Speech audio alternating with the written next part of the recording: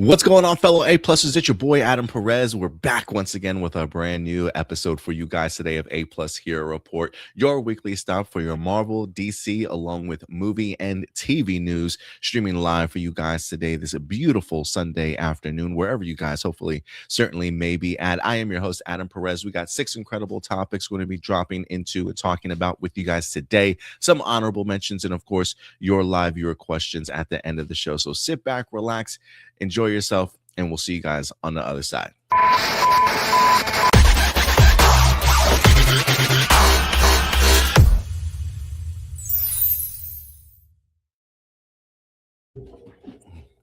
What's going on, fellow A+ers? It's your boy Adam Perez, back once again for a brand new episode. Sorry about that. I had to kick some of my cats out and close the door for you guys. Listen, it's just me for right now. Stuart was set to go ahead and join me. Something came up for him relatively last minute, but he certainly will be back, hopefully ASAP. We'll see where Stuart winds up popping up, but he did say go on and start without him, but he'll be back as soon as possible. So I definitely expect Stuart to certainly be on today's episode. So we'll see how it goes. But what's up, ladies and gentlemen? Good to see everybody here today. Wasn't here last weekend for you guys, unfortunately. I wind up visiting some family out in New York City this past weekend. My uncle was celebrating his 60th anniversary, or 60th anniversary, 60th birthday, I should say. I guess it is an anniversary with life, so it's kind of plays out the same way. But had a wonderful time. I always love going to New York City. It's where I'm from. I was born in the Bronx, raised out in Brooklyn as well. Mom worked in the city in Manhattan all the time, so we commuted all around the area. So anytime I get the opportunity to go back to New York, it's always a fantastic one. Get the opportunity to see some family I haven't seen, extended family, some cousins, some friends. Always a really great time. So that's why we didn't do a show of A+ Hero Report last weekend for you guys, but I'm back now. Listen, I got back in actually last Monday, and it has been a crunch. Like, it's been crunch time for me. Like, I've been trying to get so much stuff accomplished and done around here. Like, it's been pretty crazy. If you guys missed it this past week, I believe was it Wednesday night, we launched our first episode of the Force Report for you Star Wars fans out there. We're going to be doing the Force Report every week for the Maul Shadow Lord animated series. So if you guys want to follow us there, certainly do so every Wednesday night. I believe at 10 p.m. Central Time, we're going to be going live for you guys. I also plan on dropping my Daredevil review for episode 4 later on this evening, so look forward to that. There's just a lot going on. We also have CinemaCon, I believe, that's going to be kicking off as of today. I'm not even sure like what production companies are doing any presentations for today. Last year, I think we did live reactions to some of the bigger studios and stuff. I don't know if we're going to do live reactions this year. It was, I don't want to say it was underwhelming, but I think there's a level of expectations for CinemaCon now, in the sense of when I don't expect huge surprises, in the sense of like, I'm not expecting them to drop, new trailers or, posters. I mean, they may for the people in attendance, but as far as like for the online community, I don't feel like they give too much out. And that kind of makes sense, because CinemaCon is really meant to be for the movie theater owners themselves. And if we happen to get any information that's revealed there, then it'll come out on social media sort of thing. But they don't really reveal like images and graphics and things like that, just maybe information here and there. So we'll see. I have had a lot, there's just a lot going on with Maul and with Daredevil, all dropping brand new episodes, very, very close together sort of thing.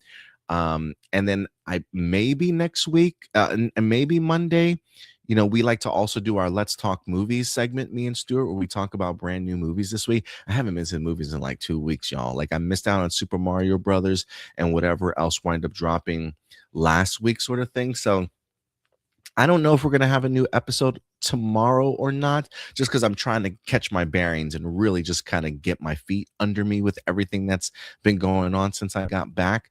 So we got a lot of moving pieces kind of going around, but I'm going to try and have it all figured out for you guys this week for sure. So maybe we do some CinemaCon stuff, maybe we won't. I still need to get my butt to the theaters because there's like 2 or 3 movies out there that I definitely want to go ahead and see and talk more with you guys about. But with that out of the way, look, this is just the opening segment. Stuart's not here, so hopefully he'll certainly pop up any minute. But regardless, these are simply my A+ opinions. I always want to know yours as we go through these particular topics throughout the day. Feel free to let your thoughts be known in the live chat, in the comment section, because we love to bounce ideas and discussions and conversations off of you guys. So definitely feel free to chime in at any particular point in time. If you want to go ahead and help us out with the super chat, again, monetarily, you certainly can. We don't have any sponsors or anything like that, no ad reads. So we really grow with the help of you guys for this show. So if you want to send in a super chat, feel free to. I know it's tight in them streets. People are living paycheck to paycheck right now in this economy. But if you can help out, please do. If not, the easy and free way, like the video, subscribe to the channel. Trust me when I say that definitely does go a long way, y'all. But let's give some shout outs to people that are in the live chat with us today. And these headphones are like choking the shit out of me. I'll put these on when Stuart gets back. Ricky Perez, hey Adam, just saw the official teaser trailer for Paw Patrol third movie title, the Dino movie, which is coming August 2026. I don't think I've seen any of the Paw Patrol movies.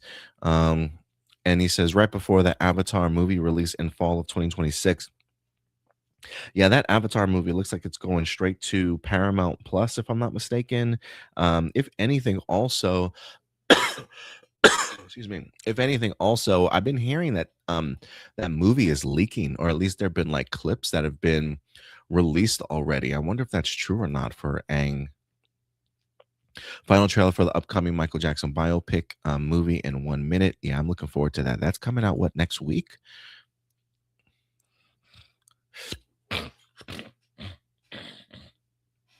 Saw the Super Mario movie. It was amazing. The power ups, the post credit scenes was great. Yeah, I'm gonna have to check it out. I haven't had the opportunity to check it out yet, but I certainly will.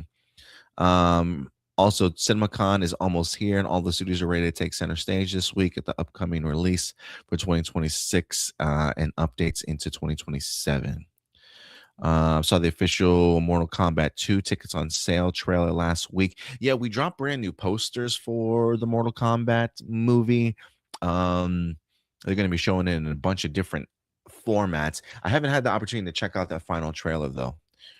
Peg C, how's it going, Peg C? Good to see you, man. I watched the epic Elvis Presley in concert. Oh, really? That's a thing. I didn't know that was a thing. Blossom in the house. What's up, Blossom? Always appreciate you coming through for us, man. Kiki and Luca with the super chat today. Thank you so much, Kiki and Luca.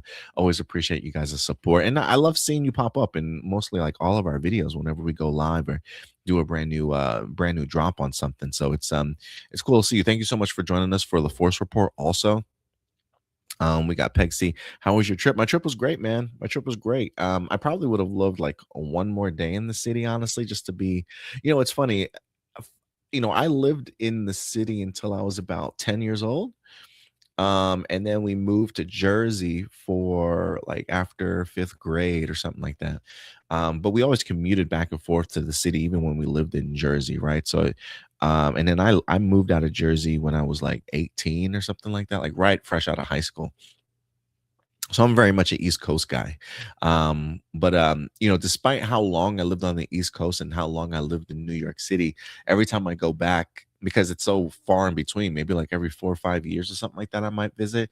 I feel like a tourist, I feel like there's always something new that's being built or an area of the city that I've never been taken to or whatever the case may be, right? So this time my uncle lives out in Brooklyn Heights, I believe. and we walked around the city a little bit and took me out by the river, so I could actually see the city across the river, see the Brooklyn Bridge, see the statue. Like it was just a gorgeous view, man. Like I've never been to that part of Brooklyn Heights in my life, and to find like just what a beautiful like area it was.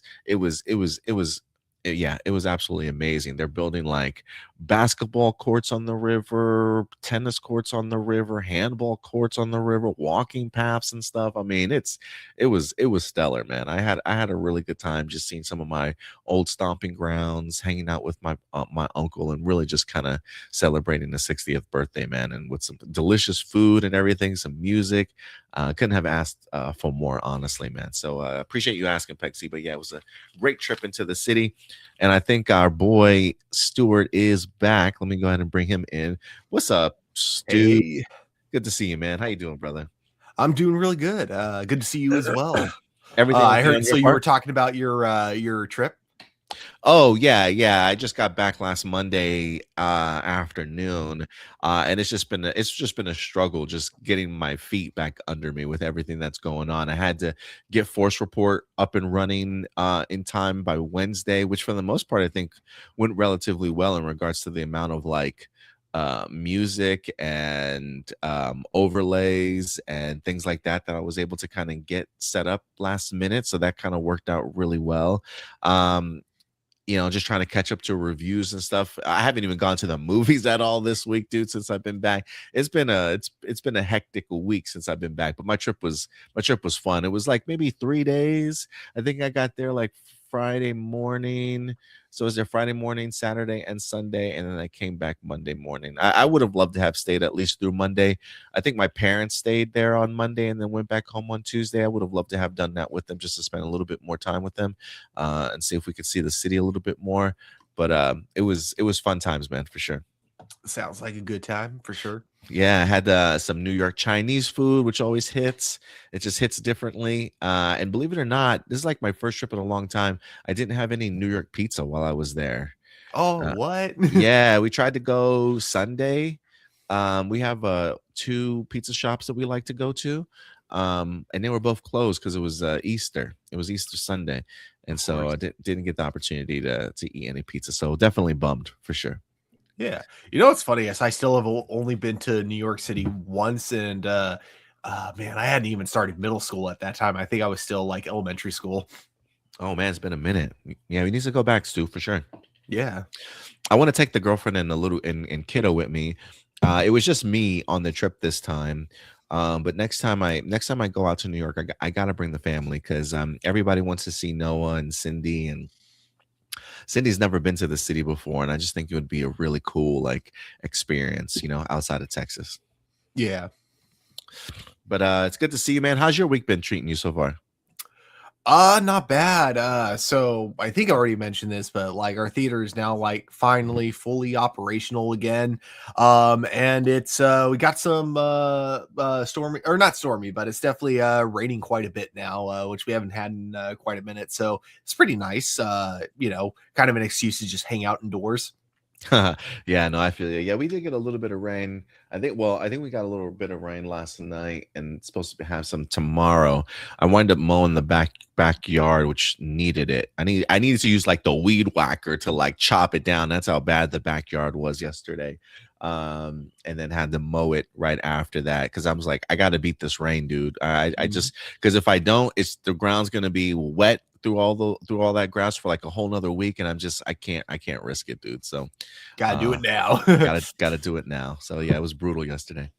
But it's good to see you, buddy. We missed you for Force Report. I know Wednesdays is a weird day. Um definitely have to try and make it work for myself a little bit also, but hopefully we'll see you next week or for one of these mall Shadow Lord reviews for sure. Yeah, definitely. Yeah, I don't have a definitive answer of which ones I'll be able to make it to, but I guarantee I will make it to at least one or two of them before the mall series ends. Because I love talking about Star Wars with you guys. Yeah, we definitely look forward to hearing your thoughts on it for sure, Stuart. So hopefully we'll get you there soon. But ladies and gentlemen, with that out of the way, again, feel free to go ahead and throw your thoughts in the live chat today. Let's go ahead and kick our show off with our first segment of the day.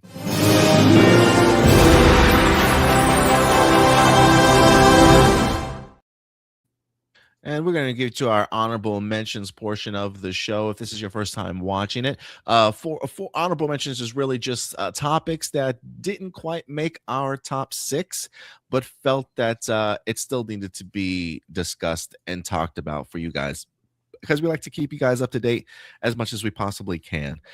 Stuart, I don't know if you happen to have a an honorable mention today or not. Do you by any chance? I got one. I just want to make sure it's not a main topic, Okay. but Okay. it's in regards to the Amazon Mass Effect show. Oh, okay. I don't think it was on today's show, Perfect then. but I think I have a Mass Effect image overlay or something like that if you want to talk about it. Oh yeah. Yeah, so this is in regards to the Amazon Mass Effect series currently in development. Now this is something I'm excited for because they have stated that this will take place within the continuity of the video game itself. Some of the people working on it I'm a little iffy on, because you got one of them who's like a Fast and Furious director, so it's just not something I would have expected from a Mass Effect show, but I'm definitely not like writing it off just on that, because there's a lot that factors into whether or not a show will work.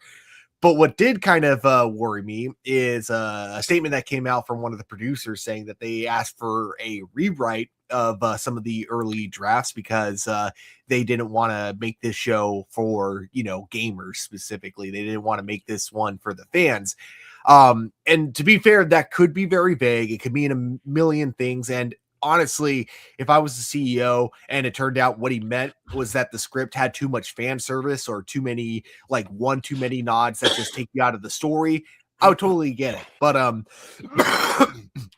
but it's very unclear as to what they meant by not wanting it to be too much for the fans, and so them just kind of like having that as the only note, and us as people reading this article not having that context, it gets me kind of worried, especially because I mean, Amazon did the Fallout TV show, which was extremely popular because not only was it a really well written show, but it also majorly appealed to the Fallout fans. So I find it weird that they wouldn't want to take Mass Effect, a show or a franchise that is very much known for its story, and they wouldn't want to try to make that for the fans as well as they did, as like just like what they did with Fallout. So again, Well, they're the whole quote could mean a few other things, but we'll have to wait and see when the yeah, more news here's comes out.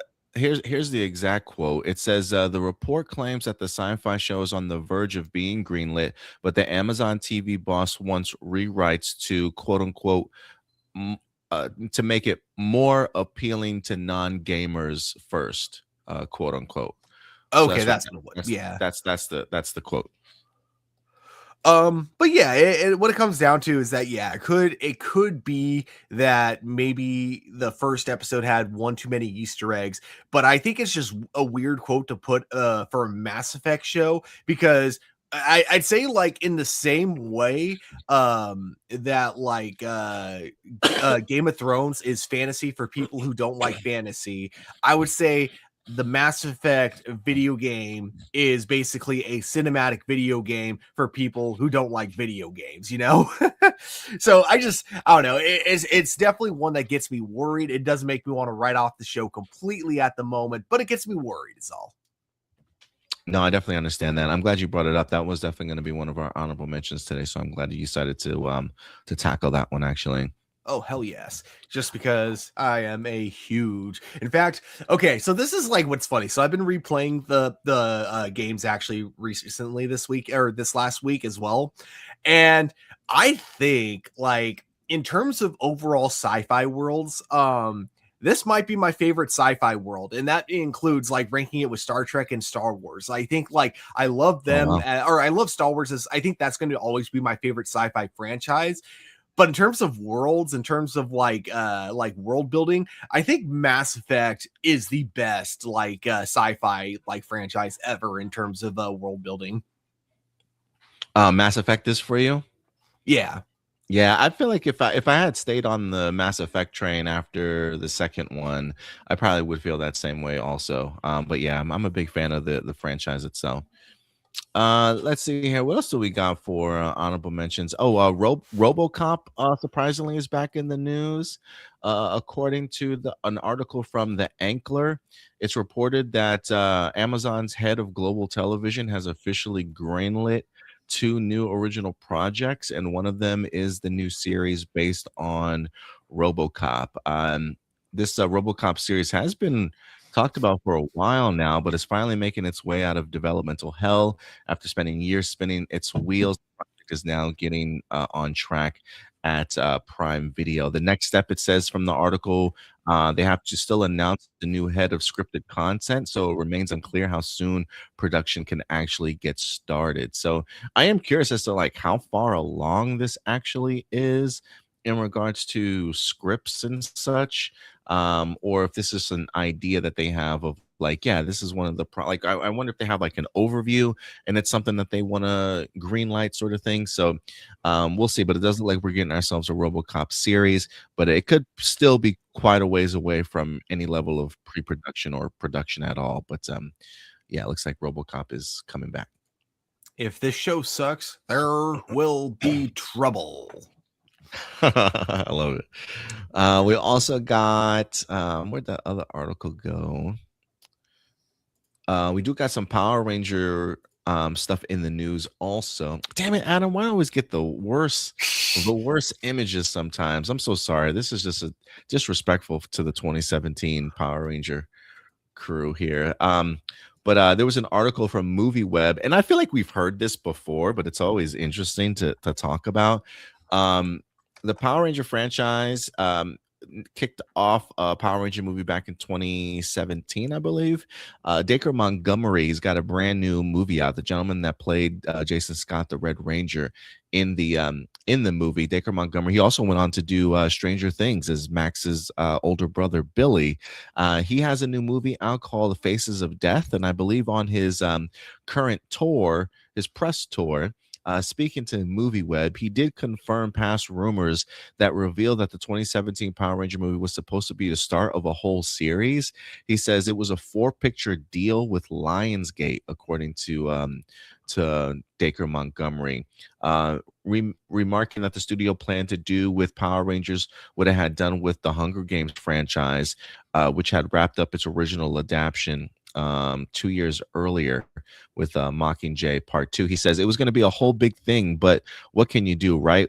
We're talking about money and big business, and it didn't make enough on the investment that the studio had made to continue making more. But I hear they're rebooting it again. I think Saban might have sold the IP off, so I'm excited for the future of that. Power Ranger means a great deal to a lot of people, so I know that whoever steps into those shoes will be great, and I had the best time. So yeah, man, I gotta say, I feel like we've heard about this before.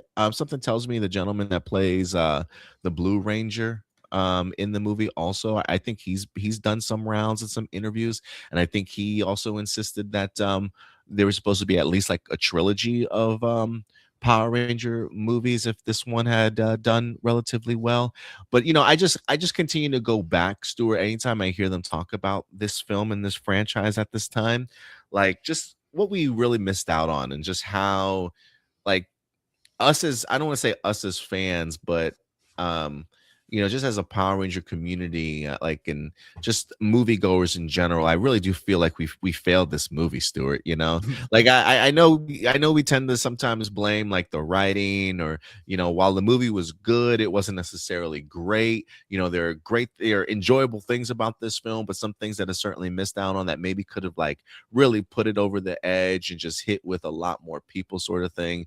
But I just feel like, especially I think after what we got after 2017 when it comes to Power Rangers. Even though I've got no problem with Simon Bennett. I've loved his work with the Dino Fury and the Cosmic Fury and the Once and Always stuff for sure. You know, the going to Netflix I thought was a really great era for Power Rangers. But just to kind of see how off and on this IP has been ever since the failures of the Power Ranger 2017 movie.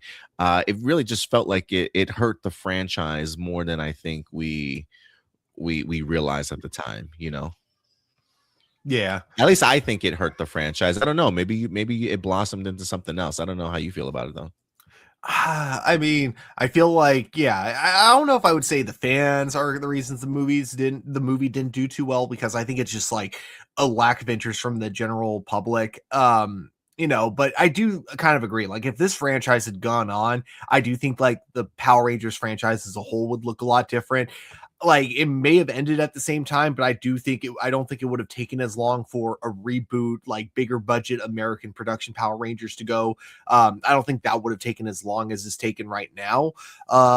Yeah, and I think that it would have been interesting to see where the franchise could have gone, because like I again, like, my only issue with that movie is I just felt like some of the fight scenes were underwhelming, and that was something that you could easily fix with sequels. So it's like I feel like this movie was just like, in terms of its writing, was what any kind of Power Ranger fan could hope for from like kind of that era of superhero films where everything was trying to be dark and edgy. Like, I feel like they did that with the Power Rangers movie. They made it like edgier, but they didn't go like overboard with it. I think they just made it just edgy enough for it to still feel like the Power Rangers and love. Yeah, it is too bad. The more I think about it, like, I think this could have been a really cool franchise if it kept going. Yeah, I think so too. And you just look at the careers of some of these people, from Dacre Montgomery to Naomi Scott. Like, I love Naomi Scott and her trajectory. She's been in the recent Smile 2 movie, which she was really awesome in. I think she went on to do a Charlie's Angels movie, if I'm not mistaken, also. I can't remember the guy that played Billy. He's like right on the tip of my tongue too. Something Seiler. I can't remember his name now. But yeah, Ludi Lynn's gone on to do things too. My man's in Mortal Kombat movies now. It just, it would have been a really, like, they had a really strong foundation of actors, I think, to have made a really great run as Power Rangers had they gotten the opportunity to do so. I think the casting was really, really good. But I would agree. I think if there's anything that was underwhelming, it was probably the action scenario. I've seen clips of their behind the scenes choreography and stuff, and it looks 10 times better than whatever it was that actually sort of got shot. And just really, I wasn't a big fan of the big CGI heavy bad guys. It would have been nice if they're a little bit more like practical aliens too, but they just really undercut a lot of the action and just the concept of Power Rangering until like the very final act of the movie, which was a little bit of a bummer. But yeah, man, missed opportunity there for sure. But we'll see. There's hope. There is hope, as Power Rangers is getting a new TV series, but we'll see how that goes. Yeah, I'm keeping my fingers crossed that it's at least like decent. Yeah, me too. And then last but not least, since we are currently watching Daredevil Born Again, season 3 is currently in production. For those of you who don't know, it is currently filming, and we did get our very first look images at set photos here, behind the scenes set photos here for Daredevil Born Again season 3, as it is time to get the Defenders back together, baby. If you can see, you got Finn Jones back there as Danny Rand, and under the big cowl you got our boy Mike Coulter, certainly coming back as Luke Cage himself. Again, this was shot in New York City during the production of Born Again season 3. So it's happening. The band is getting back together. And Stuart, if I could be even more serious with you, dude, there's a part of me that believes that they may even pop up in the finale of season 2. I think we might get ourselves a cameo of these two season finale wise, just because during during filming for season 2, I believe if you remember, we did have like teases from both Finn Jones and Mike Coulter that they happened to be in New York sort of at the same time during kind of filming, but we didn't see any like set photos get leaked or anything like that. So there is a part of me that if they're coming back here for season 3, I do kind of wonder if maybe they were in the city during the end of production for season 2 and maybe got in a quick cameo for a finale. So that's going to be my prediction. I predict that we will see these two in the finale of Born Again season 2. I think there's a good chance that could happen. I gotta say, I love how Mike Holter is just like covering his face as if we can't just process of elimination figure out who it is. Who's that big dude in the back? I don't know. Standing next to Iron Fist and Jessica Jones. I don't know. It could be anyone. Absolutely anybody. So look, I'm excited to see how this. do you feel? Yeah, how excited are you for Finn Jones coming back as Iron Fist? I've mentioned this before. Like, I don't think Iron Fist was their best show, but I think that like episodes of Defenders and also his appearance that he made on an episode of Luke Cage, there's a way to write this character. It's just that like I just don't think the writers of Iron Fist knew how to write him as well as like the writers of Defenders and Luke Cage. So we'll see as the show as season 3 comes out. I think that as long as you get the right writers behind him, I think it'll be good. Yeah, I'm all for a good redemption story, and if they can handle his character properly this time around, I'm not mad at it. I'm not mad at it. I definitely would have loved to have seen Jessica Henwick come back, but Finn Jones has been campaigning for himself to make a return. Like, trust me, guys, give me another chance. So here you go, Finn. Here's your second opportunity, man. I hope it goes well. I'm rooting for him. I hope he didn't actually skip the martial arts classes this time. Yeah, for real. Please tell me you had the opportunity to train before you started filming this season, bro. Please tell me, and not just holding on to what you learned from the past. Yeah, I hope not. I hope not.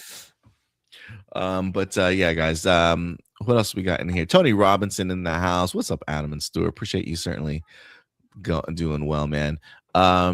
Pexi also says Becky G's doing really well since Power Rangers. Yeah, what has Becky G been up to ever since then? I'm kind of curious what is she still doing music? I don't know if she's been doing any acting or anything like that, but maybe I'm wrong. That was that was Trini in the Yellow Ranger. Okay, cool. Yeah. Trying to see if they played the character soundtrack in Spider-Man Across the Spider-Verse. And they also did the voice for Kajida in Blue Beetle. That was her? She was the alien AI? Yeah, I did not know that. Wow, that's cool. Okay, Becky G, I see you. Very cool. Otherwise, yeah, it looks like she's more focused on her music career at this point. Yeah. Well, that's cool. Good on her, man. Good on her. A lot of her starring roles are in music videos, it looks like. All right, guys, I think that will do it for all of our honorable mentions for that portion of the show. So Stuart, are you ready to go ahead and tackle some of these main topics with me, man? Always. Let's do it. First and foremost, we got X-Men at the top of the hour, bro. Look, I was trying to find the thumbnail images all day long, and I'm like, this image of this writer just makes me laugh so hard. I don't know why. This just feels something ripped out of like a spoof, like high school yearbook or something like that. Like, I really don't even know where I found this image. But we're going to be talking about the writers for X-Men, as we have 2 new writers certainly announced, along with some of the influences that they're getting inspiration from, and even a rumor that's starting to kind of circulate a little bit. Outside of the X-Men, we do have more MCU stuff for you, as the Punisher just dropped its first trailer for One Last Kill, the brand new special presentation. We may check check out the trailer itself and show you some of the brand new posters that have dropped. We got some Metal Gear Solid news for you guys, and of course, some DCU as Man of Tomorrow is back in the news. But first and foremost, everybody's current favorite director in the MCU, fresh off of Thunderbolts, Jack Schreier is in the news this week. He is going to be directing the upcoming X-Men movie after the success of Thunderbolts. Marvel was quick to go ahead and attach him to one of their next biggest projects, fresh after Secret Wars winds up dropping, as Marvel gets ready to reboot the X-Men inside of the MCU here. He's had the opportunity to do a little bit of talking here this week. I believe that they have released season 2 of the show Beef over on Netflix, which I believe he's the director of as well. He went ahead and announced 2 new writers that have officially been brought on board, and we're also going to hear from the writers themselves here this week. So let's go ahead and dive into this. I believe this article comes to us from Collider. This was like a all-day Collider exclusive release of just dropping brand new content, sort of left and right. So let's dive into all of this great new material together. As they're openly talking about this project. So let me go ahead and bring this up here. Why do I feel like I'm missing something? No, I don't know why. All right, let's go ahead and bring this up here. So it says, new X-Men movie officially hires creators of 2 of the TV's greatest series to rewrite script. This is an exclusive.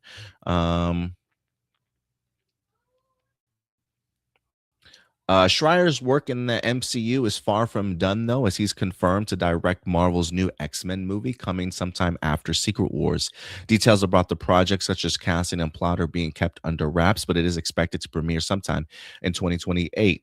They caught up with Schreier to chat about the second season of Beef, the hit Netflix series, which Schreier directs, and he asked where he's at developing the X-Men reboot. This is what he had to say. He says, "We're still developing.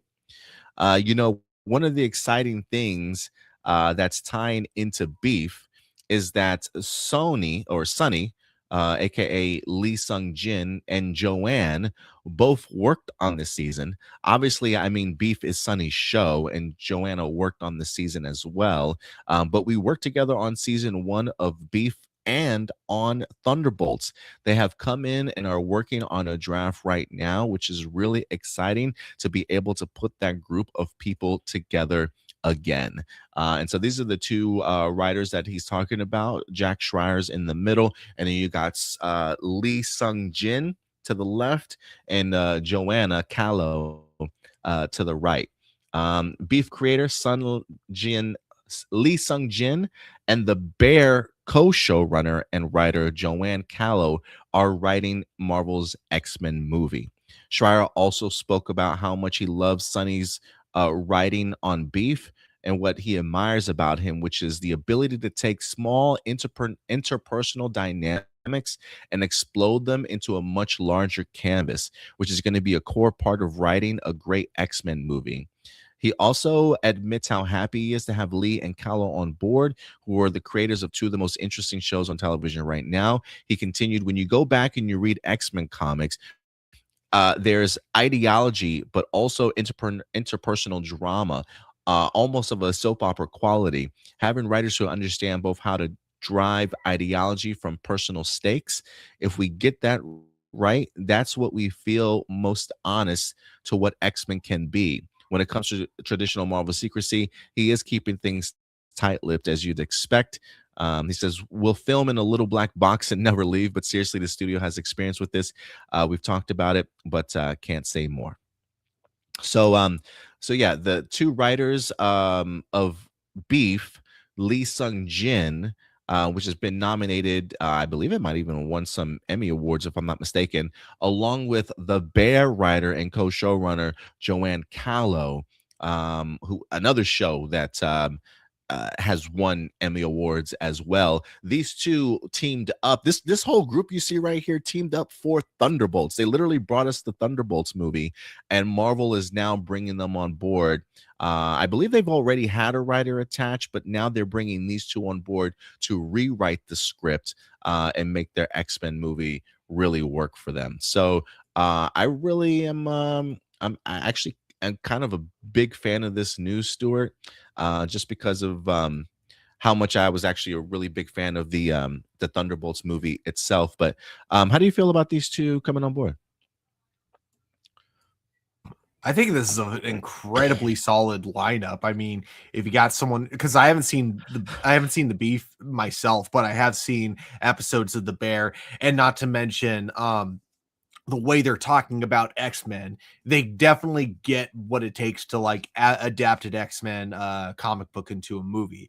Like as much as we love the big scale epic battles within the X-Men universe, what people get really attached to with the comic books is the characters and their kind of personal drama, and the way it kind of can often reflect the battles that they face, like with their main enemies, along with just their personal battles with just trying to live being different. It sounds like they got that, they understand that important aspect of the X-Men, from the interviews. And then also, not to mention, we've already seen this director knows what he's doing with the Thunderbolts, taking and he knows how to make really fun epic scale battles while also working in some really good kind of character drama and dynamics. So seeing that kind of writing playing out in X-Men, I think we're in for something really something really good. And yeah, I'm very curious how this is going to feel compared to the original X-Men movies. Tonally, how if they're going to feel any different. I'm also very curious because the worlds that they're in are very different. Like, you had the X-Men universe from Fox, where it was like mutants were kind of like the only kind of superhero factor within that universe, whereas here we've had superheroes for a long time. And so it'll be interesting to see the way people treat mutants compared to regular superheroes, and to see like what the discussion is behind that. Like, oh, we trust people who get their powers unnaturally, but people born with powers, oh no. Yeah, man, I am. I definitely 100% agree with everything you said here. I was a really big fan of the Thunderbolts movie. So to hear that they're going to be making their return to do X-Men, I'm just like, yes, I think that these guys certainly get it. I mean, you know, you you talk about the action, and I think the action is definitely going to speak for itself in this movie. I mean, when I think of Thunderbolts, there are two really big action pieces in there that I was really blown away by. The first one being the when they all meet each other in the underground bunker for the first time, and they're all trying to take each other out. Like the motives that each individual had playing against each other in regards to like, I'm going after you, but yet you're going after that person, and that person's going after that person. Like just the back and forth, and how they cut the action and made it feel so dynamic, and a really fun situation to see visually on screen. I thought that that was really great. But then also the Sentry battle in the tower at the end of Thunderbolts, when you had Sentry literally like manhandling every person all at once, and what looked like a really cool like one long uncut, unedited kind of shot. Like the fact that they were able to like really track all of Sentry's movements while he's taking everybody down, sort of thing, with the quickness and the invulnerability. Just really cool perspectives and fun angles to give us some really dynamic sort of action sequences. And so the action part, I'm not even necessarily worried about so much. I know that Jack Schreier is, from a directing point of view, is very capable of putting together some really fun action sequences. But it really is the dynamic between the characters that I think we all fall in love with. Like it's a reason why I love comics like the 1980s Teen Titans with Marv Wolfman and George Perez, because they focus so much on the interpersonal dramas and the dynamics between everybody's and the struggles. And I think you get that also, that same type of feel in some of the X-Men runs also. You know, the relationships between Scott and Jean, or Jean and Wolverine, or things about Iceman, or the Angel or Beast, or whatever the case may be. To be able to see what like that family dynamic might be, or the personal struggles that they certainly might have. I think what they were able to do, especially in Thunderbolts, is not only allow everybody to shine, but also the ability to show everybody's weaknesses and their flaws, and like the tragedies that they've all had to experience, and how mentally they were um handling all of those within their lives. And so I do think that even some of the great banter in the back and forth, whether it was U.S. Agent and Red Guardian together, or whatever the case may be, Yelena and Red Guardian moments that we wind up getting, the focus on mental illness and whatnot. Like, I just think from an emotional character perspective, you need writers like that can really tap into that, especially when you're a mutant and you feel alone and you feel excluded from the world for, being hated against. Like, they seem like they would be able to tap into a theme like that, and just make it very impactful for anybody that certainly watches. I think for a movie like Thunderbolts, they did a really great job of bringing awareness to like depression and mental illness and things like that. And I do think that they could probably do the same thing on a different scale for something like the X-Men. So I think this is a really big win. After seeing Thunderbolts, and this is a bold take, and I know not everybody is going to agree with me on this. I know Stuart's not going to agree with me on this. I still think Thunderbolts is the best comic book movie that we got in 2025, but that's just me. But I do think it's in part because of the creative team that they wind up having with this, and the fact that Marvel was able to recognize how well accepted Thunderbolts was for fans, and how people really appreciated the deep dive into the characters and just how special that movie was to bring them back. I think that they know that they've got a really great creative duo or trio on their hands that can make something like the X-Men really work. So I think this is a huge win for the movie itself, Stuart. I think you're muted. So do you think they're going to use the same exterior building for the X Mansion as they used in like the original movies? Because that building's been in so many movies that I kind of want to see them keep that going. Yeah, I was gonna say I actually would not mind that. If that's like the only remaining link between the Fox universe and the MCU universe, yeah, I think that would be really cool to continue to use that mansion. That'd be pretty dope. Yeah. There is also more plans for the X-Men that certainly deserve to be talked about here. Maybe more movies, maybe some information in regards to where they're getting their inspirations from. The Jack Schreier also talked about confirmed that Marvel plans for a multi X-Men movies. This really probably shouldn't come as a surprise to anybody. But he says, I think that obviously, first things first, we have to make one great movie, but we always have an eye as we're talking about it too. What are the different places this can go? What are the places that have been in the comics? What hasn't been explored as much? And how can that be incorporated? And what are some of the different avenues that we can tell that feel like the kind of less trodden path that we can go down? Both those ideas are always out there as we have those discussions. He says that's about as direct of a confirmation as Marvel fans could have hoped for at this stage. Schreier isn't saying the whole mutant roadmap is locked in, but he's making it clear that it isn't being approached like a one and done superhero movie. And what's more, there's always active discussion about where the story could go next. Yeah, I mean, I guess that shouldn't be quite the surprise, right, Stuart? I'd be more shocked. I guess if you're going to make an X-Men movie. Yeah. I'd be more shocked if they were saying, "Oh yeah, we're just doing one movie and then we're kind of done with the X-Men after that." Then I would have been like, "What?"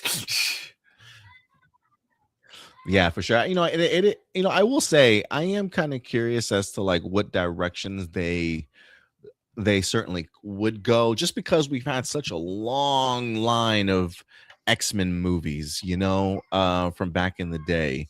Maybe not them fully investing in sort of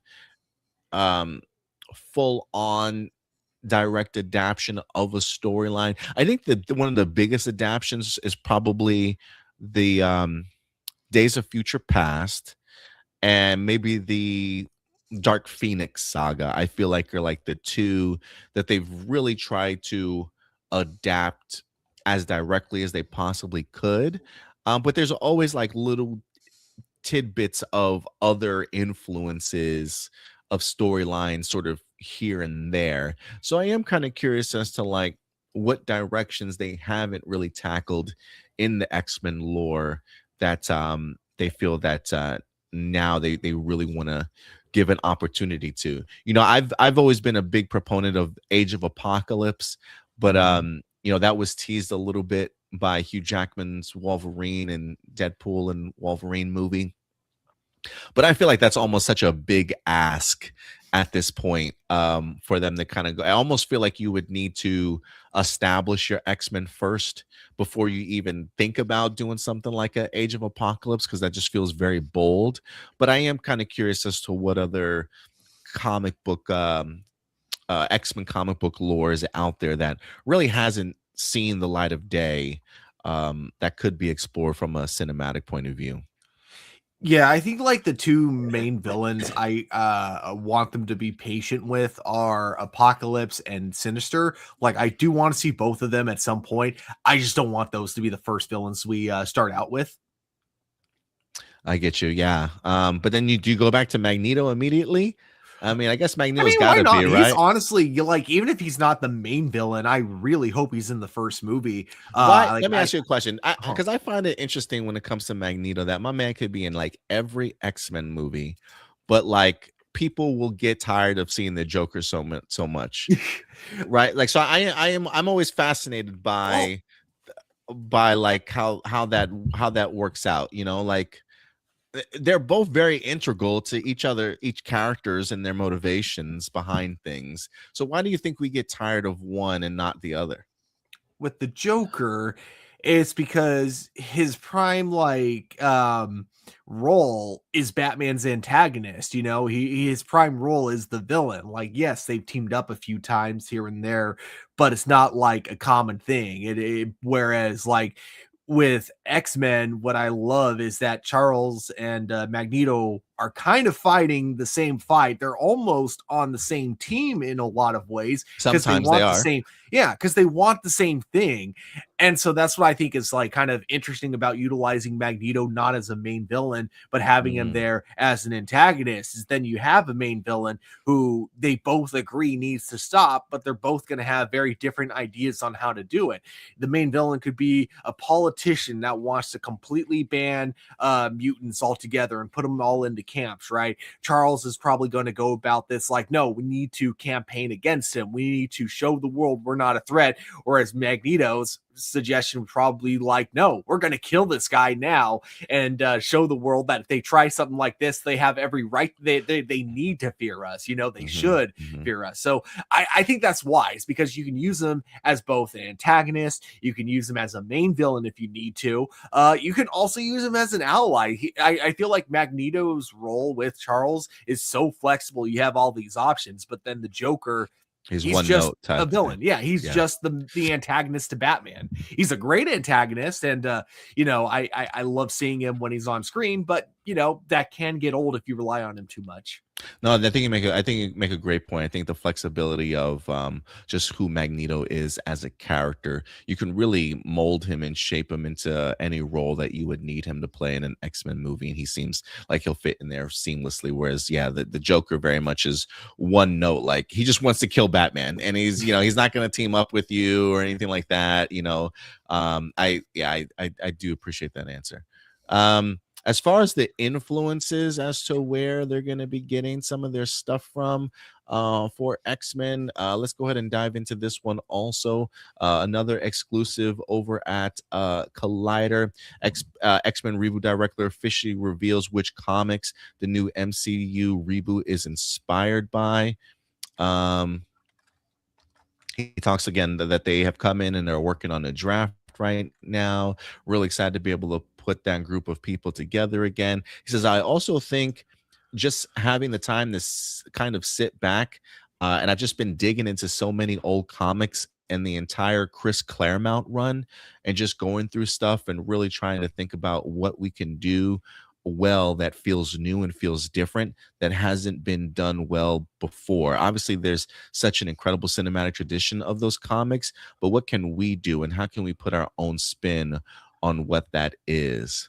You know what this kind of Um, feels like? It's the James Gunn approach, like the way he's been kind of approaching DC by looking specifically for kind of like storylines that don't get like discussed as much. And so I like this. So I do like that direction, not trying to repeat what we've already seen before with the Fox universe. yeah, I really don't want them to. We've kind of seen the origins already with the X-Men First Class sort of thing. Um, like I said before, we've seen the Dark Phoenix stuff already.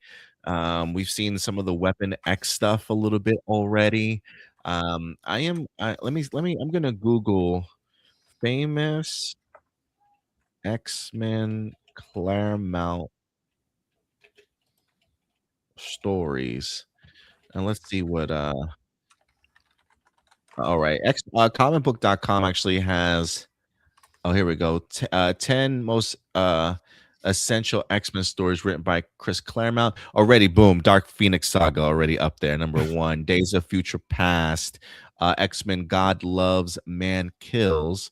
The Brood Saga would be interesting if they want to go a sci-fi horror epic route. That would be actually like in the veins of Alien. That would actually be pretty cool. I don't think we've seen the Brood um, on the big screen before. Mutant Massacre, along with Fall of the Mutants.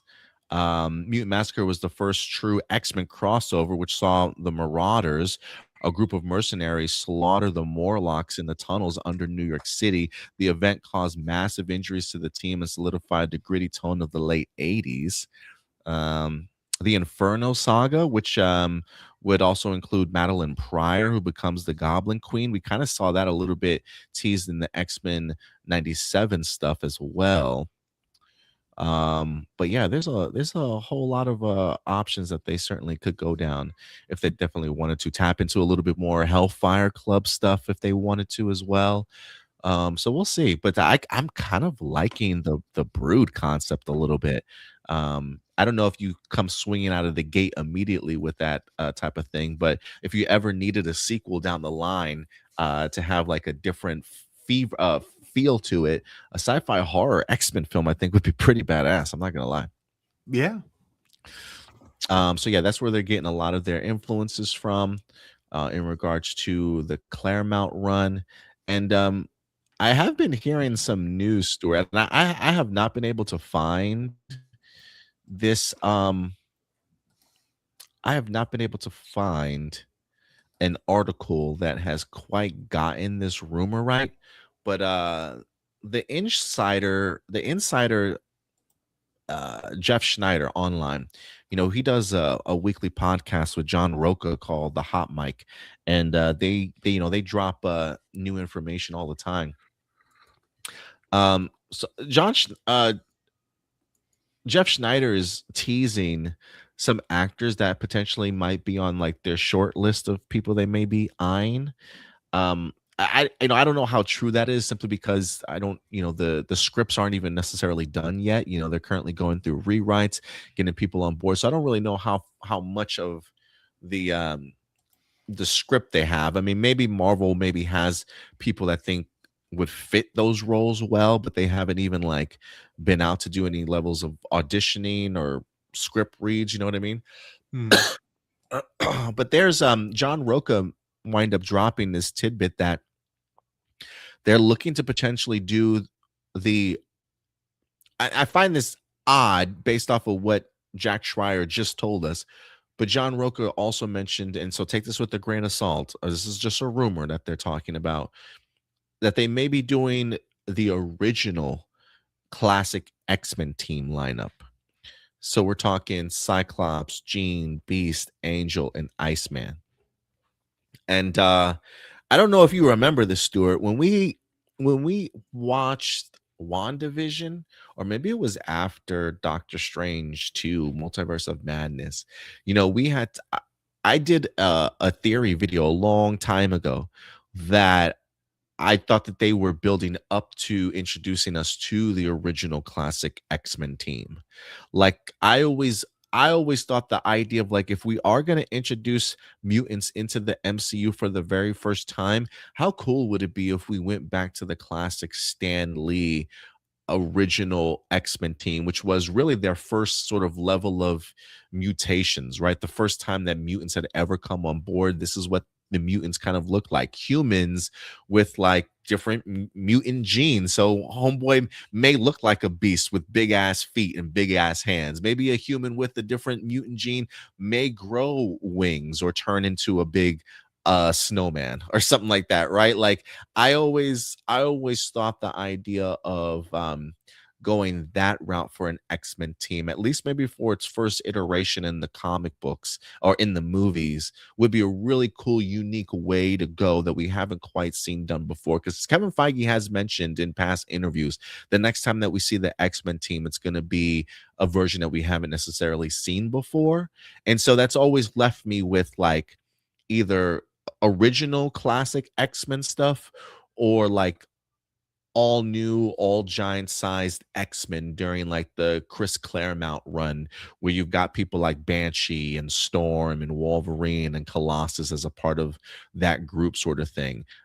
Those would be the two routes that I probably would have gone. But I've always sort of theorized that the original X-Men classic team would be the first team sort of out of the gate. And if that holds true, I'm actually kind of a big fan of it. There are some names on the short list that Jeff Schneider has put out there that could still work in this regards. But I don't know how to compare that and contrast that with what Jack Schreier has just said, that a lot of their influences are coming from the Chris Claremont run. So I think it could be either or versions of the X-Men team, or maybe they're thinking ahead and thinking big as to how this team could transform, certainly over time. What do you think about that potential rumor, though? Ah, I've heard rumors from this guy before that feel like they're more clickbait than anything, but I will say that there are some legs to this rumor in terms of, I feel like if you want the most marketable X-Men, which is, I think that, like, if you're going to start out, a new reboot franchise, probably playing it safe by going with the most marketable known members is probably the right move. I would say that there's a good chance this rumor could be true, even if he's making it up and there's no basis for it.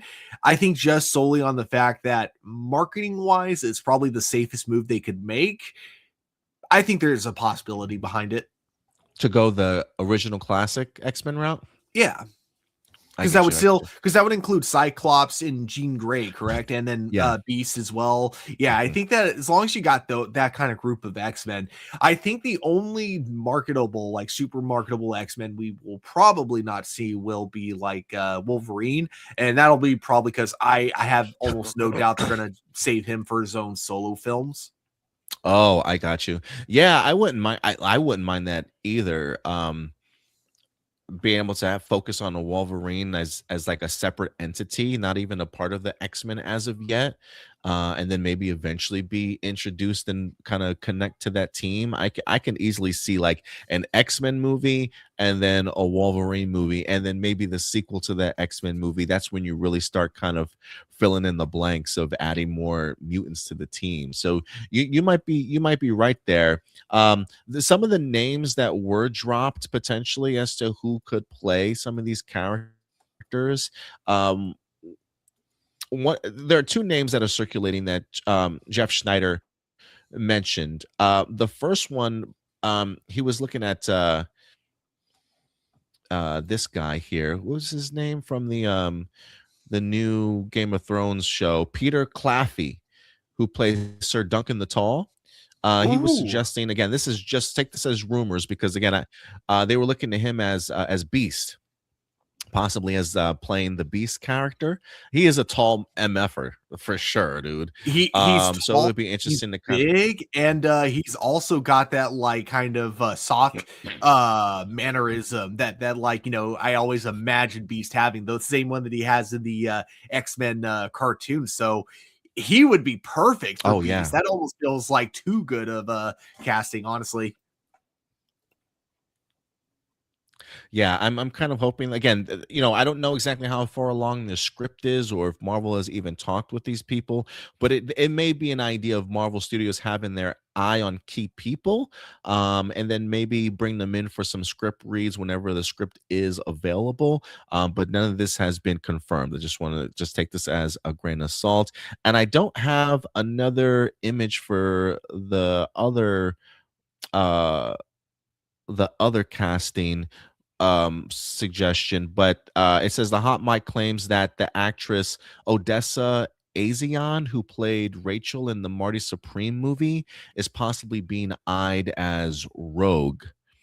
um Now this would go against, I don't want to say this would go against necessarily the rumor that they're going to be doing the original X-Men cast. But for those of you who don't know, Rogue was a villain originally before she became a member of the team itself. I believe Rogue actually winds up absorbing the powers of somebody like Captain Marvel, if I'm not mistaken, and that's how she winds up acquiring the abilities that she certainly has too. So I love Odessa Azion from what I've seen from her in Marty Supreme. I don't know if I've seen her really in anything else. But I would absolutely love that casting, and I think it would also go into play in regards to if she were to play Rogue, certainly as a villain, you could still have your classic X-Men team introducing Rogue that way. And then maybe by the second movie, you get somebody like Rogue certainly joining the team. If Stewart's suggestion is true too about, hey, maybe we get ourselves a Wolverine solo film, then you can eventually add Wolverine down the line if you wanted to. Um, yeah, I think there's just a lot of potential there. So maybe this isn't necessarily all contradicting. Maybe it actually does kind of work itself out rather nicely in the grander scheme of things. But those are the two big names that I've been hearing kind of rumored and thrown around right now for on the potential short list. Again, this is just speculation and rumor, so take it with a grain of salt. But we'll see. But I was really surprised this week, Stuart, as to how much detail from an X-Men perspective we really got out of not only the writers but the director himself this week. Yeah, definitely. Gave me just enough information for me to know this guy is definitely the right person to be in charge of this film. But I'm glad he didn't leave out, or he left out all like important details in terms of who we're going to see, what the actual plot was. But he told me enough in terms of the fact of what this movie's going to be like in terms of like what he's going for, and not to mention the dude talks about the comics that he's reading, for inspiration for this, which I feel like the last few years, we haven't been getting that a lot with comic book directors. We haven't been getting comic book directors like actually invest in the source material. So everything about this gets me really excited for the future of the X-Men franchise. Yeah, I think they got a really solid team that understands the assignment. And so I'm really curious to see what this is going to turn out. So as of right now, I believe X-Men movie is set to go ahead and drop sometime in 2028. We don't have an official announcement as of yet, but it is in fact full steam ahead for this movie as they bring in two new writers from Beef and the Bear, who literally just worked with them on the Thunderbolts movie, now coming on board to bring the band back together and do an X-Men movie. So hopefully this works itself out. But we'll keep you guys posted on any new developments that we wind up getting for that film. Next up, we're going to stick in the realm of the MCU, though, but we're going to change trajectory and go a little bit more grounded as the Punisher One Last Kill special presentation is in the news this week. We have been eagerly awaiting some development on this. The movie, it's already wrapped. It's ready to go ahead and drop May 12th. For those of you who don't know, it will be premiering the week right after Daredevil Born Again season 2 winds up wrapping up. We did get ourselves brand new posters this week for the special presentation as well. You can see this one here, and you can see this one as well. I mean, it's as gritty as it gets, Stuart. I believe John Bernthal is a co-writer on this project also, if I'm not mistaken. You know, he's definitely bringing his attention to detail when it comes to the character here. So we're gonna go from Daredevil Daredevil Born Again season 2, excuse me, Daredevil Born Again season 2.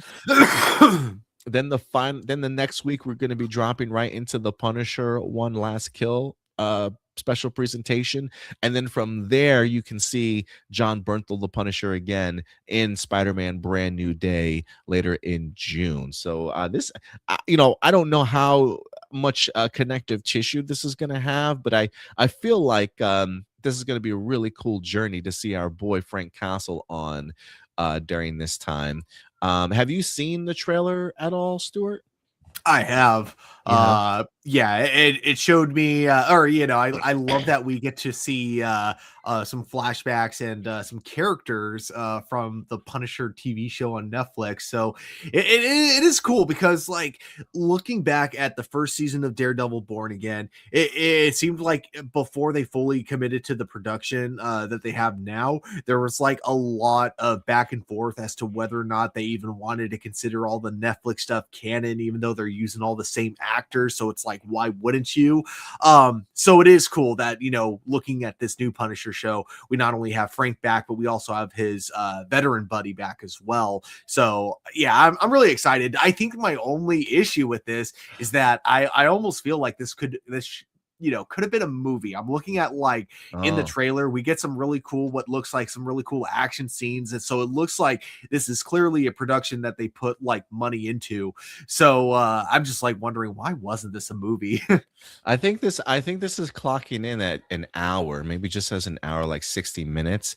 As from what I've been hearing from its runtime, I might have to double check that. But for those of you who have not had the opportunity, though, to check out the trailer, I do want to go ahead and play it for you guys. I may be pausing here and there just to try and avoid any copyright, but here's the Punisher One Last Kill trailer. Hey, Frank.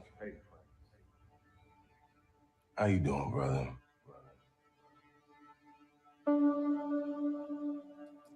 And I'm also assuming, Stuart, that this is taking place after his escape from the prison cell in the port from the Kingpin ship, right? Yeah, I'm assuming it's after that. It could even be like during the events of Born Again season 2 as like an explanation of why he wasn't even there. Yeah. Talk to me.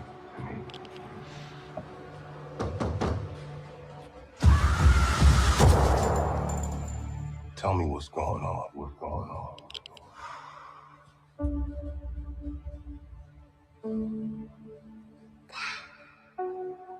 Think God's gonna forgive us for the things we've done?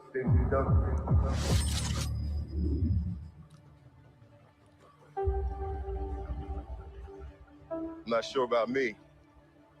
But you ain't got a fucking chance. Bro, I'm like, that's a crazy shot. I'm sitting here thinking to myself, is somebody trying to light him on fire? Is this my man doing this himself to himself? So like, he's just I will say, I do love just the interpersonal struggle, like just the dialogue already that you get from where Frank is mentally. Like, while it's always cool to kind of see him pop up in the cameo in Daredevil Born Again, when it's truly like Frank Castle focus, I do love that this immediately reminds you as to why Frank is on the mission that he is, and the deep emotional trauma and loss that he's kind of experiencing of the people that he loves, sort of thing. And just like that, on the seat, like just on the brink of completely losing it at any person at any point in time, and really trying his hardest to kind of like keep it together. Like I just love the fact that it's just, this trailer is an immediate reminder of just the shit that this man is dealing with, you know. Yeah.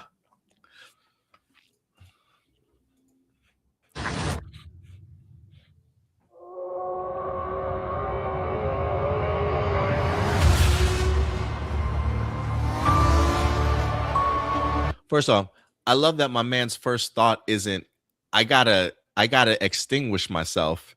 It's no, I'm just gonna barrage through this door while I'm on fire. Like, so insane, dude. So crazy. Like that whole thing, like when I first watched this trailer, I could not tell if what I was watching was like a dream sequence or something, like, or maybe him not even knowing whether or not he's tripping out, and it taken the actual like pain of the flames for him to finally realize, oh wait, no, this is real.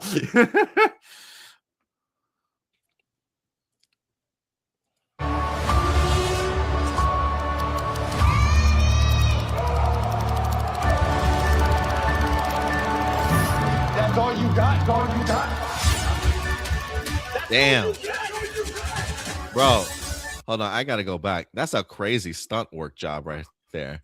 My man falling off the side of the building, off the parking lot. Let gotta look at that shit again. That's all you got? That's all you got? I mean, that's crazy. Like, I'm just like, it always just blows me away, because I'm sure my man's got some maybe he's got some wires on him, or maybe he's just free falling to a pad down below. But it's always crazy to see a human being being flung off of a building. Oh yeah. I think they got like a mattress below. Yeah, probably, but it's a really cool shot. That's all you got?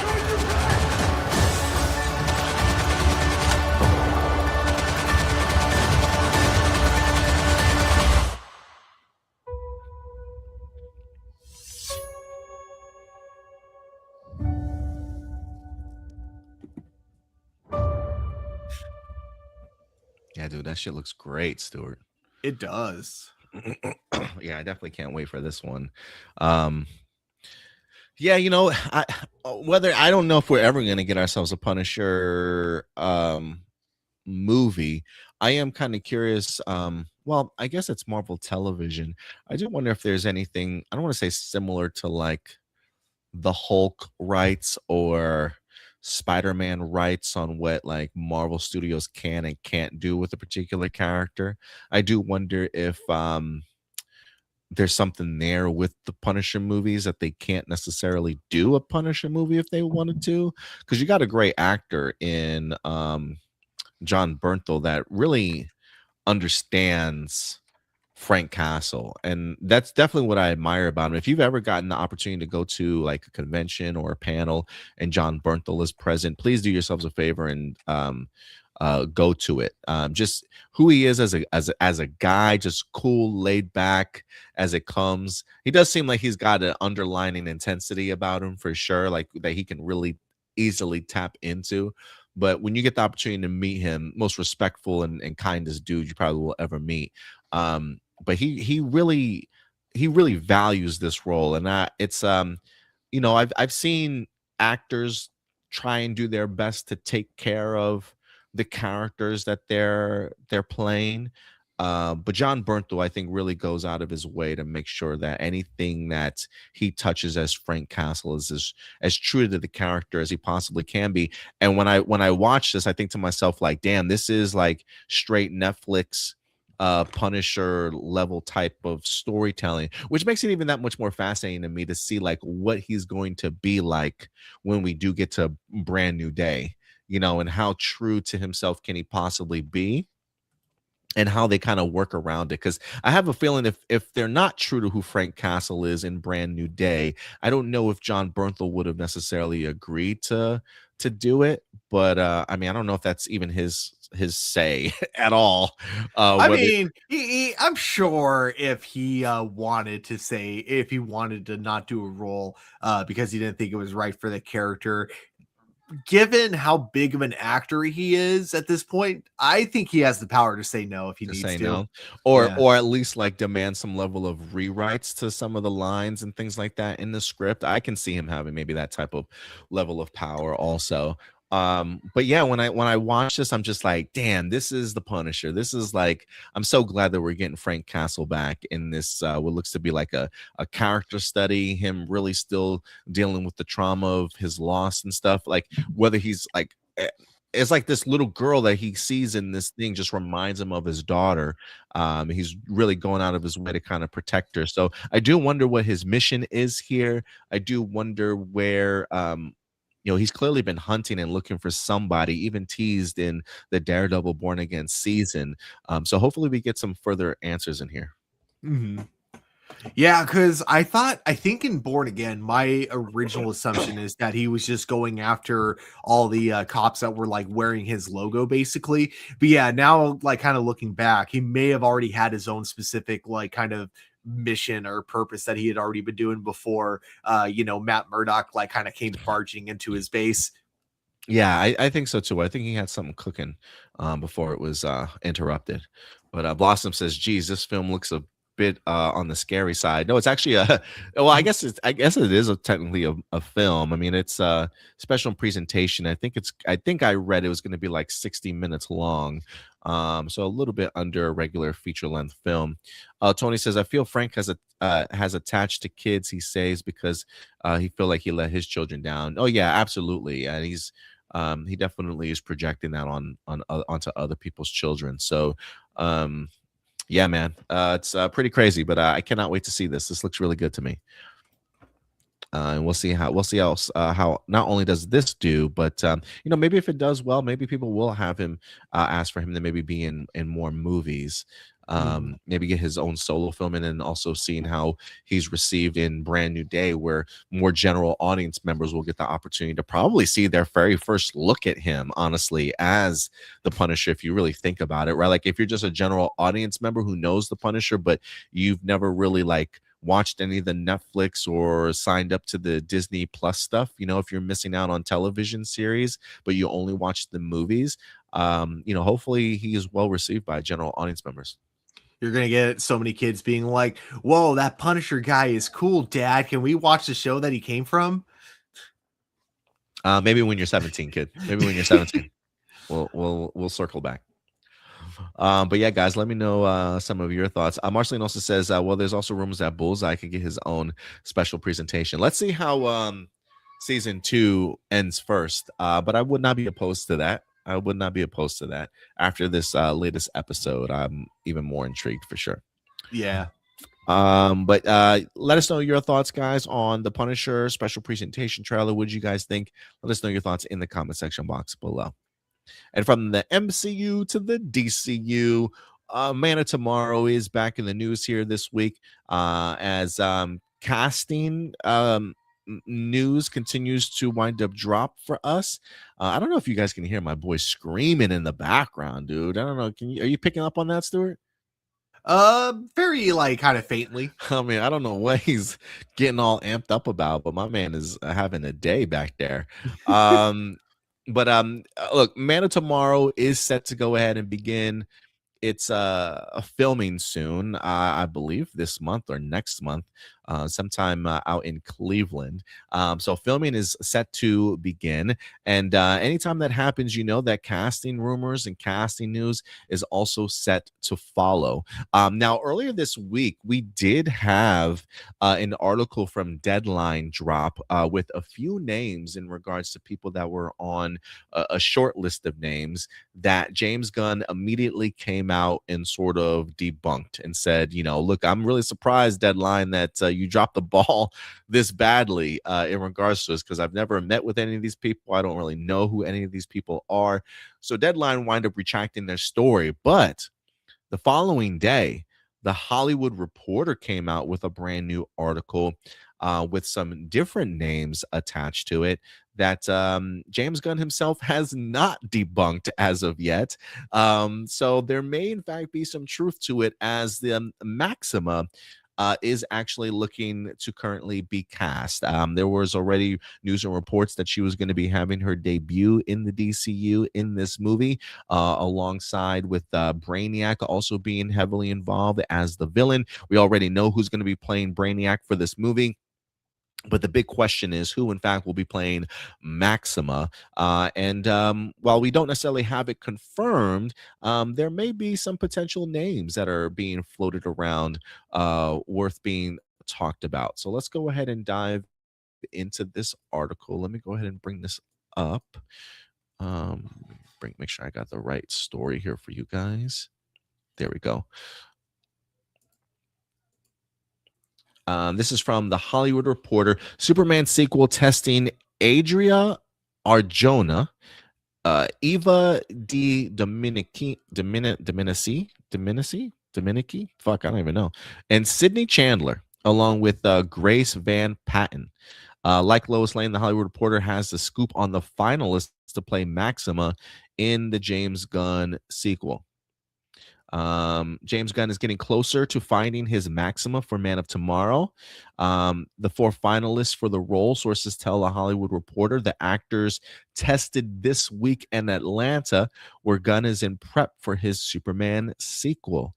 DC Studios did decline the comment earlier in the day.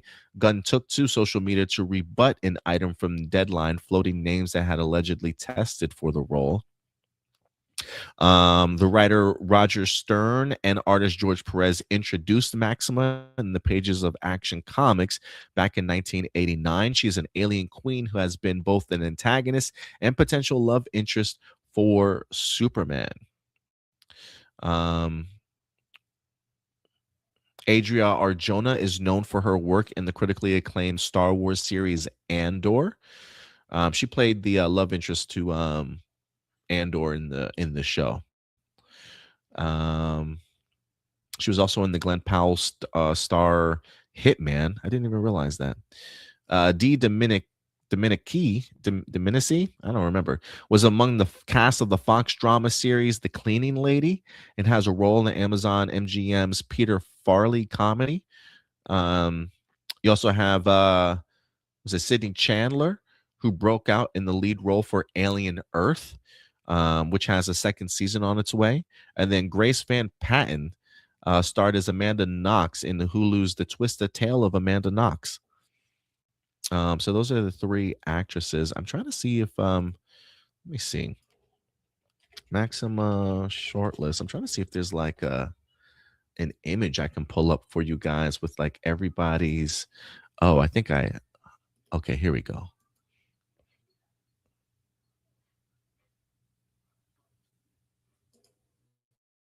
Okay, I'm going to save this and pull this up so that we all have a better look at the ladies that could be potentially playing in this role for Maxima, just so we have a better idea of like names and faces. Some of you guys might be like, oh, I know that person, now that I actually put the name to the face. So let me pull this up here. So to the left, Adria Arjona. I'm assuming next to her, Ava de Dominici, and then next to her, Sydney Chandler, and then next to her, Grace Van Patten. So those are the 4 up for the role of Maxima. I do like Sydney Chandler. I don't know what else I feel like I've seen Grace Van Patten somewhere. I guess Adria and Grace would probably be my first 2 suggestions here if we're going to go that route, just from a physical standpoint. But Adria, I think, is such a great, Adria, I think, has been floated for like Wonder Woman also. I don't know, I don't know how credible that is, but these would be the 4 short list finalists that are currently up for the role of Maxima. What do you think, Stu?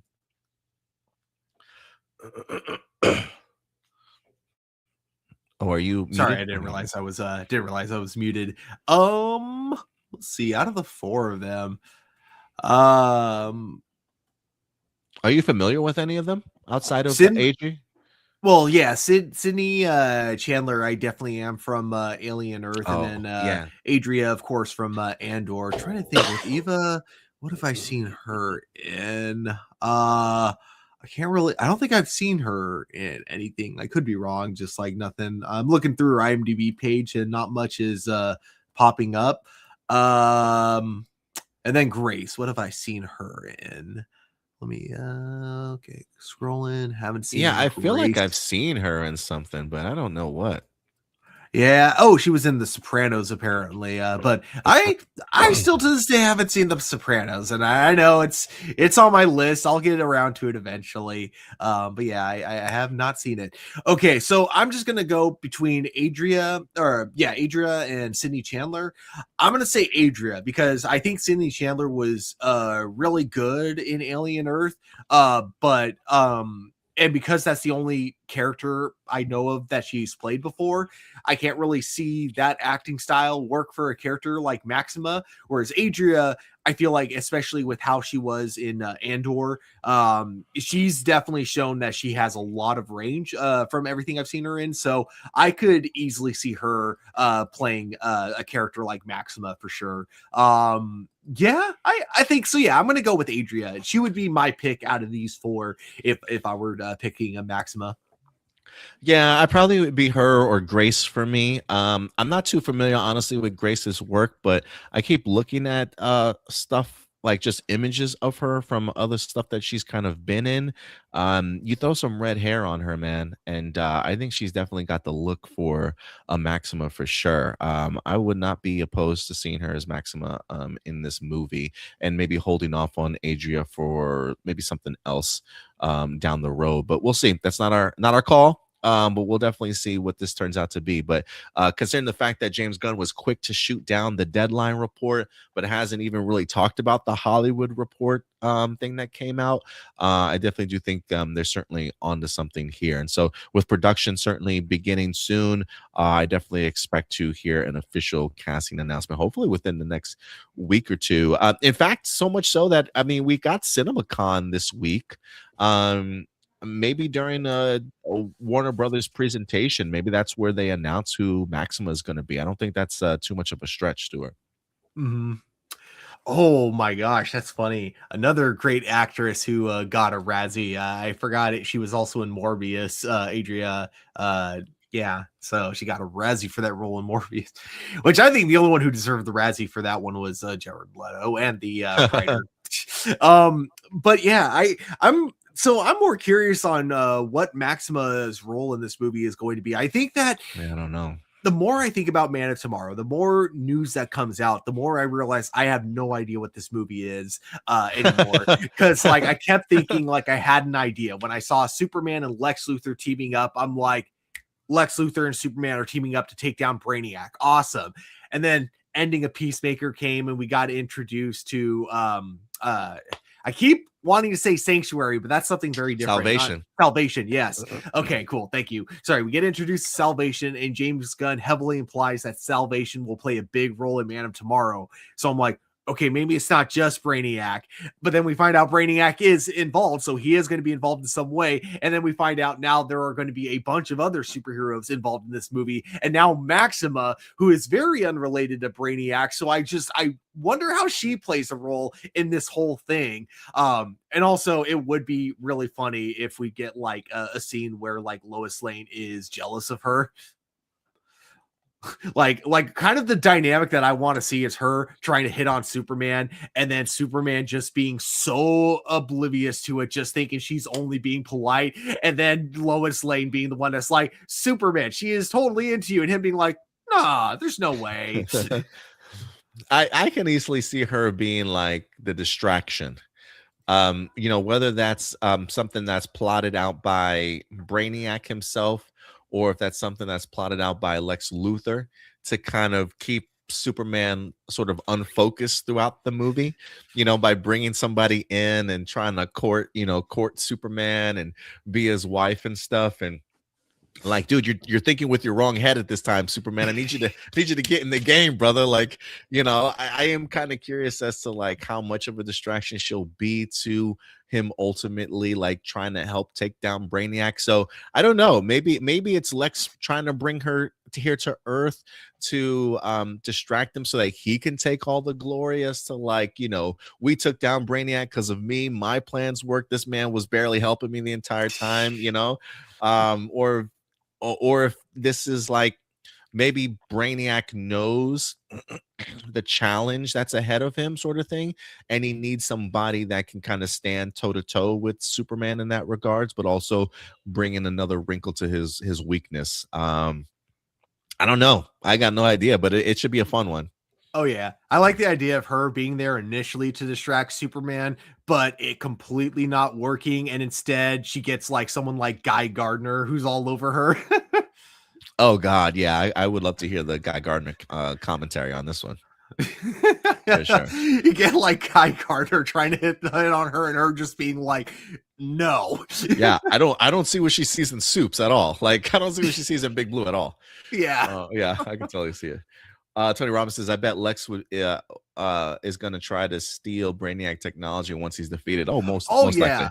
Most That's what I'm excited about. I have a feeling that like Superman and Lex Luthor are going to team up. We're going to have like hints that Lex Luthor can be redeemed, but in the end, Lex Luthor is still a Luthor. So what does he do after they defeat Brainiac? Oh yeah, he's going to stab Superman in the back using some Brainiac dagger or something. Oh yeah, absolutely.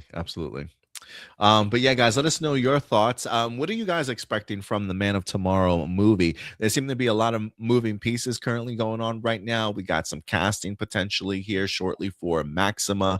What role is she certainly going to play? Now that you've sort of seen the short list of women who are up for this role, do you have any favorites that you would love to see take on this role? Watch it be just somebody else, just not announced at all, Stuart. But I would love to know your guys' thoughts in the live chat or the comment section box below. And the next actor playing Maxima is Jonah Hill. Yeah, not on my bingo card, bro. It's not who I expected at all. Yes, we brought that up, Marcelino. Thank you for resending that comment though. From Man of Tomorrow, let's go over to more traditional movies and films. Fresh off of a really great year, Zach Cregger wind up dropping Weapons for us earlier this year. After Weapons and Barbarian, two incredible films, he's been on the rise in Hollywood. So much so that they've given him his next assignment, which is in fact Resident Evil. The Resident Evil movie, I believe, is still filming. I don't believe it's wrapped production yet. I could certainly be wrong. But we've heard some things about Resident Evil already. One of them was that, Zach Cregger's movie really is going to be a thing of its own, not necessarily taking any of the characters from the Resident Evil games that we've seen as like key figures or roles in this Resident Evil movie. But despite that, Stuart, early screenings and people that have had the opportunity to see Resident Evil are saying that, and this probably shouldn't come as a surprise, that it's testing relatively well, testing rather strong. And there are a couple things that are being said about this. So let's go ahead and dive into this article. Sorry, my throat is getting a little bit scratchy here, Stuart. Give me 1 second while I bring. Dude, this I'm up. right there with you. I just got over a cold, but like I still can feel the scratchiness in my voice, kind of like lingering. Yeah, man, it's feeling brutal right now. Let me pull up this. So this is from the World of Real. It says Zach Cregger's Resident Evil tests strong. 90-minute reboot described as Fury Road for horror. I love me some fucking Fury Road too, Stuart. After the success of Weapons, Zach Cregger has directed Resident Evil movie. In fact, Sony paid him $20 million to helm this reboot, and they gave him full and total control to the filmmaker to do whatever the hell he wanted to with the IP.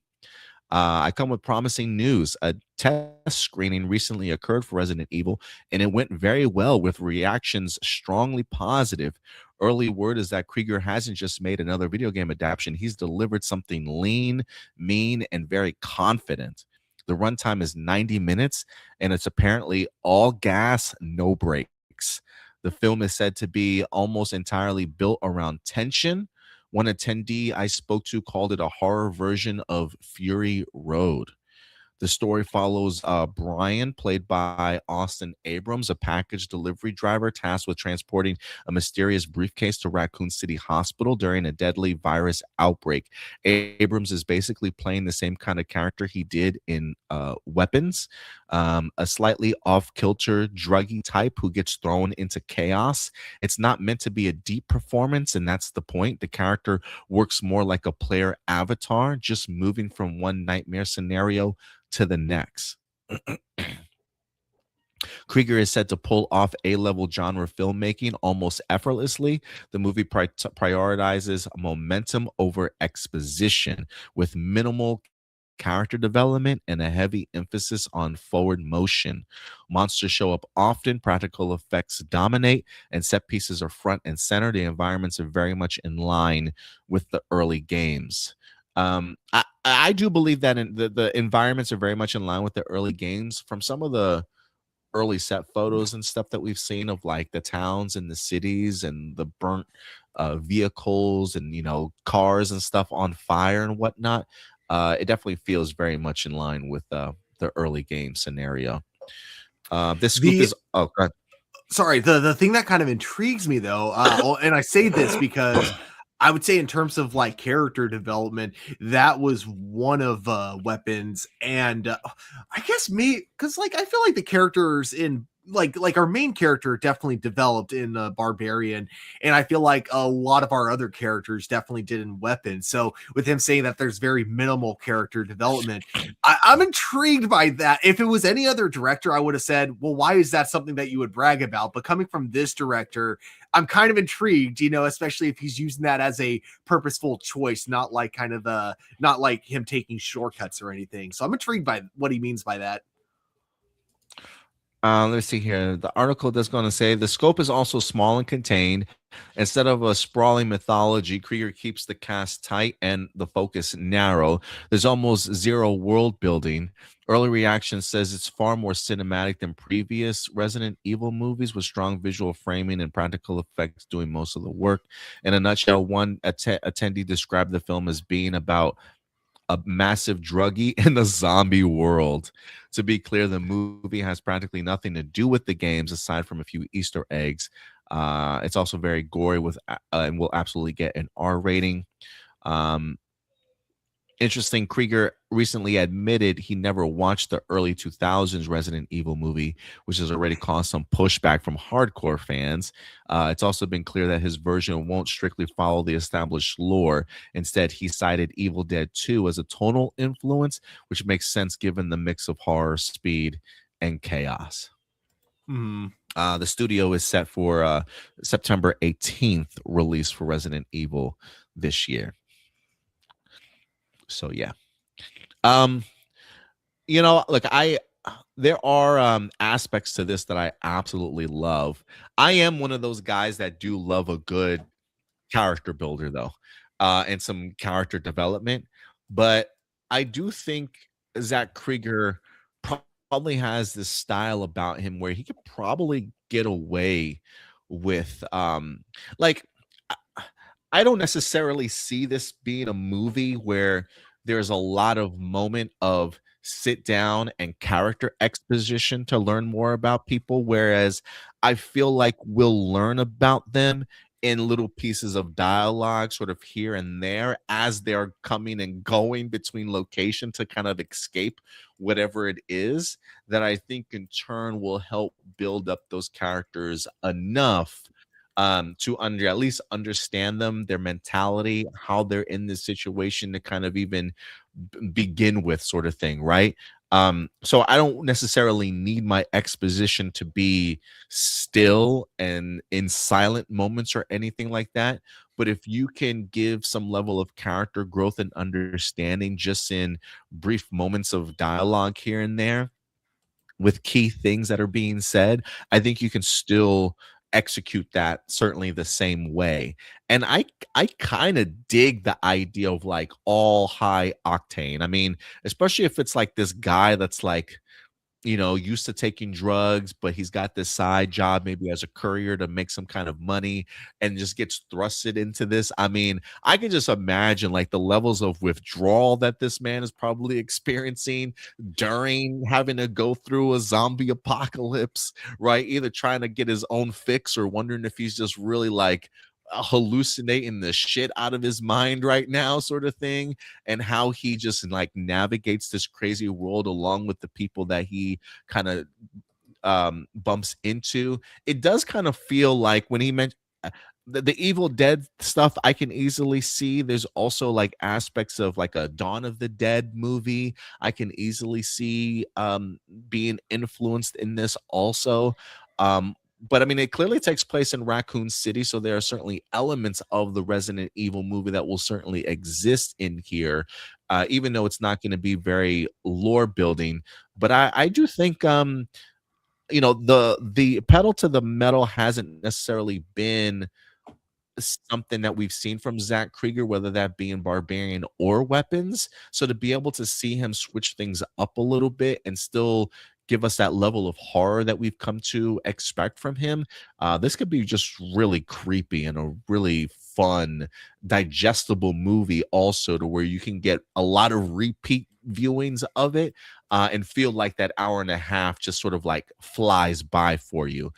So from a pacing perspective, as long as the editing works and you can still tell a really coherent, fun movie, I think the pacing might actually work really well for this. Yeah, definitely.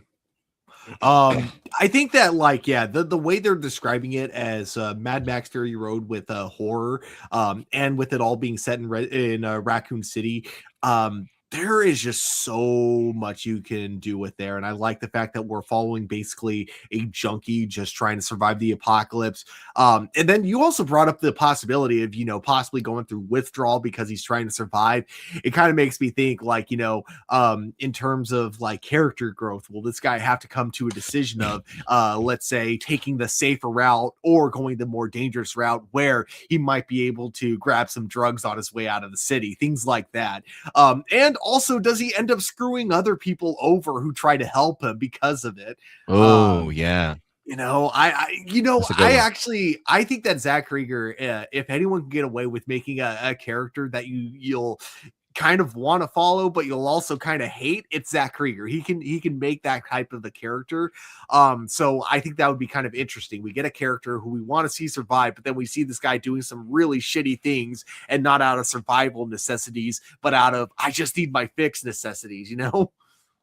Yeah, yeah, no, I mean, because yeah, we definitely see our fair share of movies where your protagonist or whoever the main character is does some pretty effed up things that in order to kind of survive before, and definitely makes you view them in a completely different light. So yeah, like what kind of choices will he certainly make? Tony Robinson says, who knows, he probably could run across Leon and Chris. It does sound like I don't necessarily know if this is going to be a movie of like just one character, or if he will in fact bump into multiples and eventually like form a party of 3 or 4 to kind of get out of this city alive, sort of thing.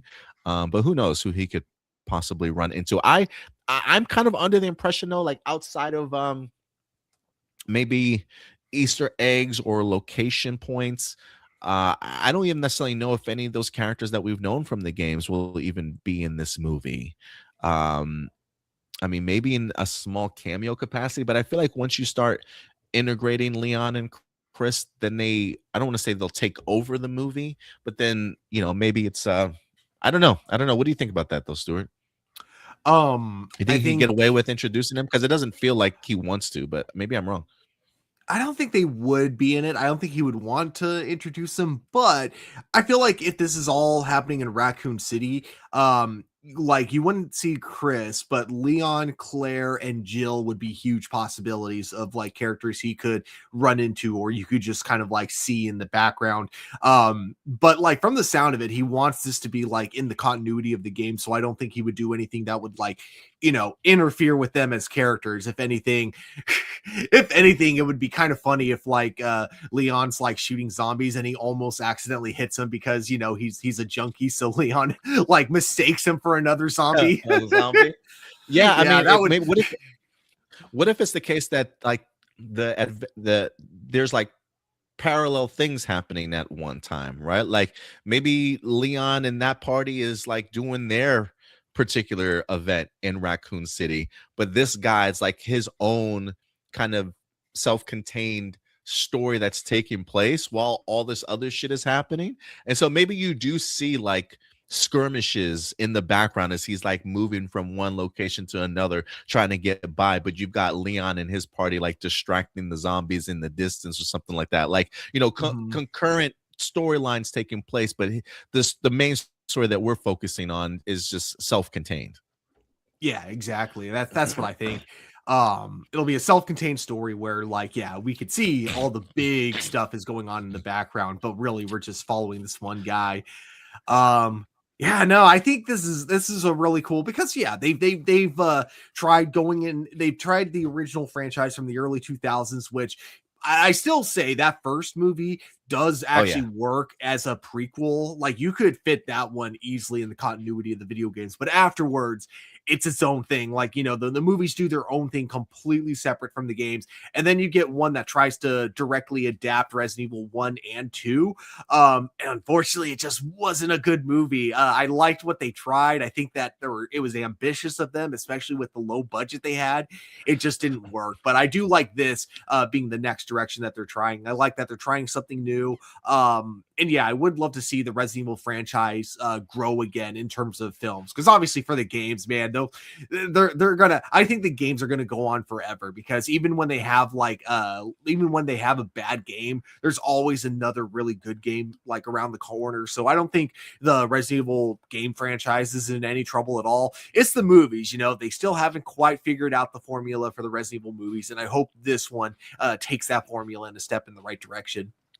Marcelino says, I don't know if this will be for me because when I watch movies for character development and story, if I wanted to watch something action, I would watch Fast and the Furious. I mean, like I get you, Marcelino. I mean, if there is a red flag for me, it would probably be that a little bit. But I've also seen two really great Zach Krieger movies. Um, and I'm really fascinated to kind of see how this could work. And I am a believer that you can get really solid character development too. I feel like we've had either slower paced movies or movies with little dialogue that I think um we go about saying things like sometimes show us instead of tell us, when we Mhm. watch movies and TV.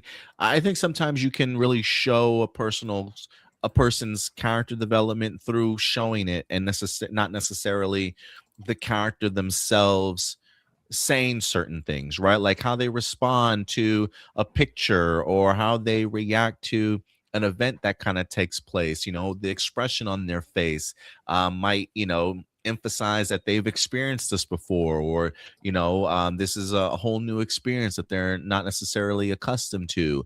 Um, so I do think, the people that they briefly kind of interact with and how they respond to one another. I do think you could still have little dialogue, and if utilized in a correct way, I think you could still build on a character and make us feel attached to them. But I totally agree with you, Marcelino. I think hearing that upon initially hearing it, it's certainly my biggest worry too, because I do like being able to be emotionally connected to my characters.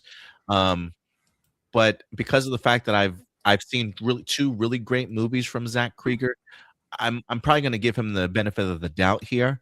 Um, and this is also coming from one test screening The World of Real certainly write their articles uniquely, very much from a single person point of view. Um, and so I am kind of curious as to, what this movie really is going to look like when it releases.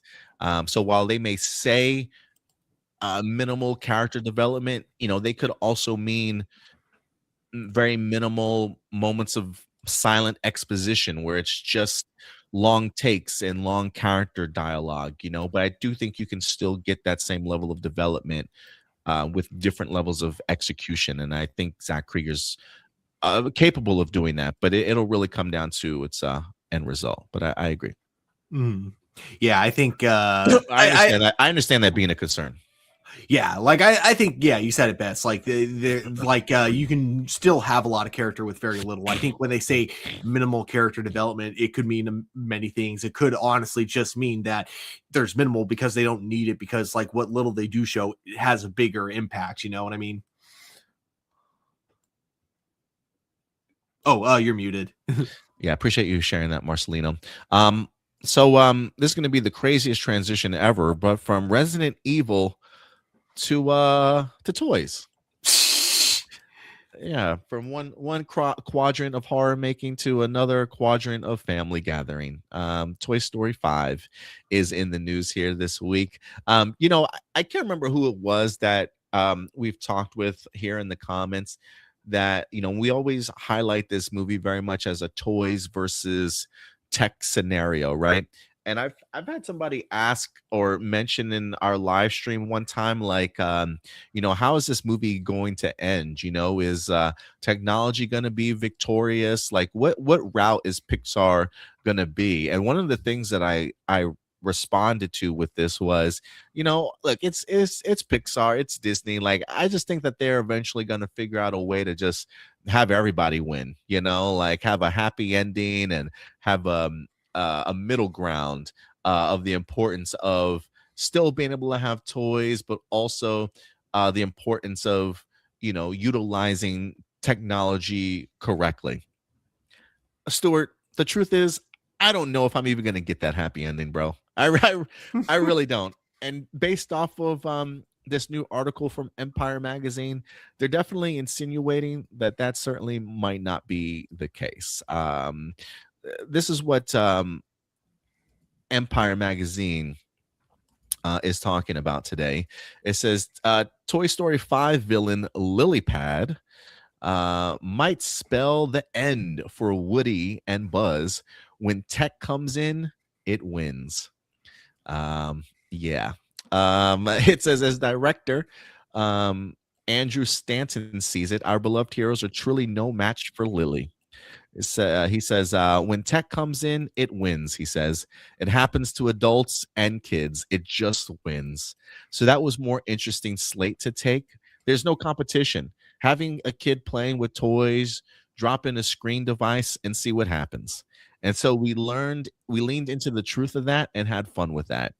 It was, he says, the reason to make a fifth Toy Story to speak to the fundamental change in the way kids play today. The biggest thing that was lingering all this time is the way that technology has usurped playtime in real life. Lily is representative of what we're up against, he explains. Still, it won't be all doom and gloom. Don't expect another trip to the furnace for Woody and company necessarily. Stanton reckons the kids are all right. My co-director, who's 30, which is my kid's age, I'm not writing them off as some lost generation.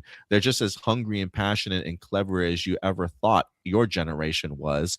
It's made me a lot more hopeful about how the youth are going to navigate through this than I was before. Let the war for Bonnie's attention begins. What do you think of that, Stuart? How are you feeling about the direction this movie might take? I don't know. It's Pixar, so they've done bittersweet endings before, but I don't think it's going to be all doom and gloom of, oh, this generation is doomed. Look at this. I do think, even though I think this is more just to get people hyped for the movie. I don't think it's actually going to be a reflection on how the movie ends. I think, if anything, it'll go. You've seen Monsters University before, right? No, I've only seen the first Monsters Inc. I've never seen Monster University. Ooh, okay. It's a very underrated Pixar movie. You To can my spoil it opinion. for me if you want to, though. Cool. So very end, they get kicked out of college and they don't get the degree, and so they don't get to take the the career right after college move that they were originally planning on it. So instead, they still join Monsters Inc., but they do it in the mailroom, and then they just kind of like work their way up over time, and then it ties into the first Monsters Inc. movie. But I do like that it was kind of a bittersweet, real message compared to what we normally get from Pixar, which is, you have Mike that goes to college with all the knowledge of how to be like a perfect scarer. And then you got Sully, who's got zero knowledge, but he's just got this natural talent. And so that's what makes the two of them kind of rivals. And then later realizing, hey, when we work together, we actually make a really good team. So neither of them necessarily get the ending that they want, but they still get they still get a happy ending, and I think that's kind of what we're going to get here, is that I think that the toys are going to learn that, like, we can't we can't just get rid of this technology, because I mean, honestly, with how cheap tablets some tablets are, like the one that is specifically in this movie, they can break it, but what's going to happen, their parents are just going to replace it. So I think there is going to be kind of, I don't know how the toys play a part into it, because I feel like, when you're a toy in the Toy Story universe, you're not allowed to have like a real impact on the universe as a whole. So I am curious how they solve this issue without like, any direct interference, but I do think there is going to be a balance at the end that the director doesn't want to spoil for us, and they want us to go in expecting it to kind of have a down ending, so that when we get that optimistic ending that we're used to in Pixar movies, it just feels that much better. But who knows? Maybe I'm wrong. Maybe everyone like me, is expecting this movie to play it extremely safe, and this is the movie where Pixar goes, no, screw you guys, we're doing something different now. We're gonna make you all depressed even at the end. Yeah, man. I really don't know. I think I'm gonna stick to my concept, though, that I do think that they will have a happy ending, in the sense of trying to emphasize that toys and technology certainly can coexist with one another. But honestly, like, as a father, damn if this doesn't strike a chord with me, man. Like, it's absolutely true. I mean, we could be I mean, my son is at the point now, first thing when he wakes up, "Mommy, Daddy, can I use your phone?" Or use, he's got his own little phone that we have that's specifically just for him, that's got just kid feature stuff on it. It's the first thing he wants to do when he wakes up, sort of thing. So we really got to limit like his screen time amount. But if homeboy is like literally just playing with his toys or anything like that, and he sees a laptop, or he sees a phone or a tablet, I mean, my man's attention on the toy is like just nil. It's just done, immediate. He's got to turn his focus to the bright screen, and he's off to the races. And it's almost impossible to get him back. It's funny, last year we attended a wedding, and one of his cousins had his tablet had a tablet with them, and my son was like linked to his side the entire time, like head on his shoulder, on his cousin's shoulder, just watching the entire time, just trying to see what he's doing, how he's playing the game. I mean, we couldn't peel him off of it. So there is a truth to, like, and I also wonder if Pixar did like test studies of themselves, if they got like rooms of 10 kids, everybody playing a toy, and then like the doctors come in and everybody's got like a tablet, just to see like how quickly the kids drop what they're doing. Like, I feel like Pixar tested this also, to see that, yep, technology wins 100 times out of 100. So I do think that there is some truth to that, but I also do think that while he's definitely striking a chord that I think all parents, especially in this generation, can very much relate to. I guess, it's all, I always find it interesting, because while my screen wasn't a tablet, it wasn't technology, my screen was still a television. in some capacity. I grew up as a big 80s, 90s cartoon kid. So my face was always glued to the television screen. So it's just these kids are just now glued to a different screen that is capable of just doing so much more for them, especially just like on an educational side of things too. So, I guess for me, it was also that balance of having to have time to watch my cartoons, but also time to be able to play with other kids and play with toys and things like that. It's the same thing, just in a different form. Um, but one that feels like even more compelling to kids these days. So this definitely hits all the buttons for me as a father myself. But I do think that this is an opportunity for Pixar to push the message that you and I have both talked about, which is the idea that there is a happy balance to it all, that the two can certainly coexist if monitored properly, if given a certain amount of leash here and there, sort of thing. But at the end of the day, the toys will just continue to gather more dust. I think that's just the reality of it all. How much time, maybe the time span for the toys are now sort of shrinking, and maybe that's a realization that those toys have to fundamentally come to terms with too, Yeah. that their life expectancy isn't what it used to be. That sounds horrible, right? But like, toys will gather dust a lot quicker than what they used to.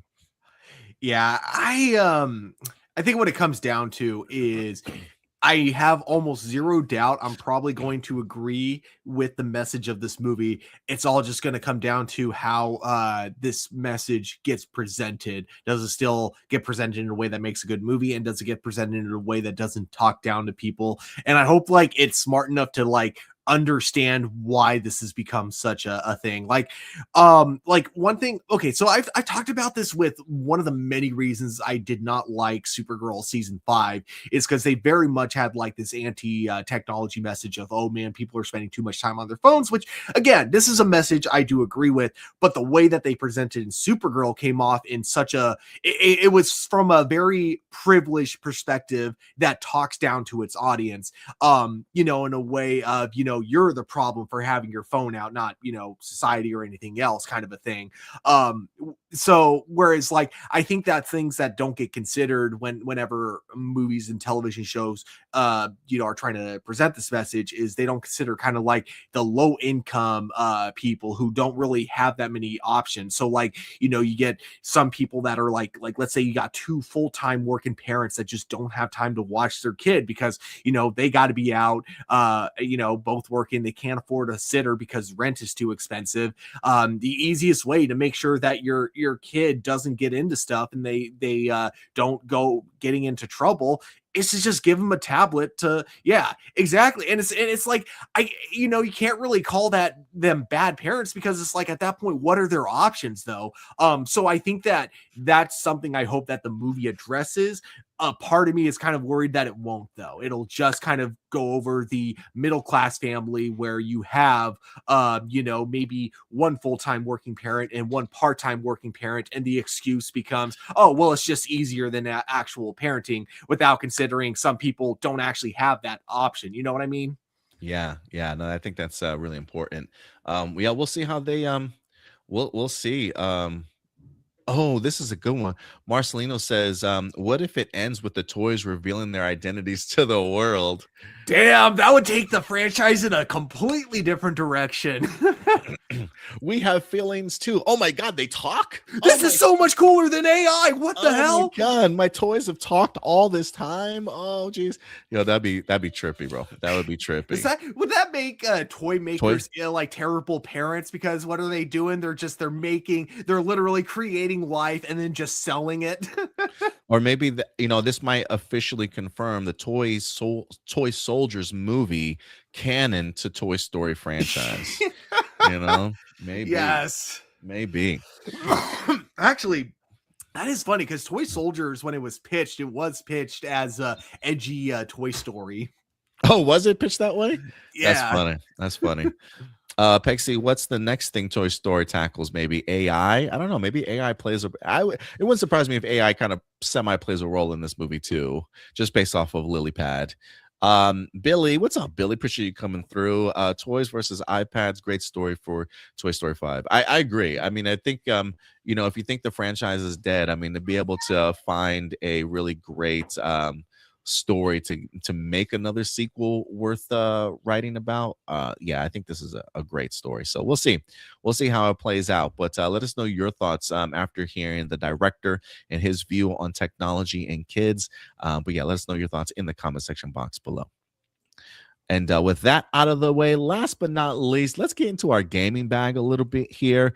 I usually like to switch things up a little bit, but this time around, we got some Metal Gear Solid news for you guys. Outside of the Metal Gear Solid, I think I've maybe played 3/4 games before the original Metal Gear for Nintendo, or maybe it was Super Nintendo. I can't remember. I remember playing Metal Gear Solid 2 for the PlayStation.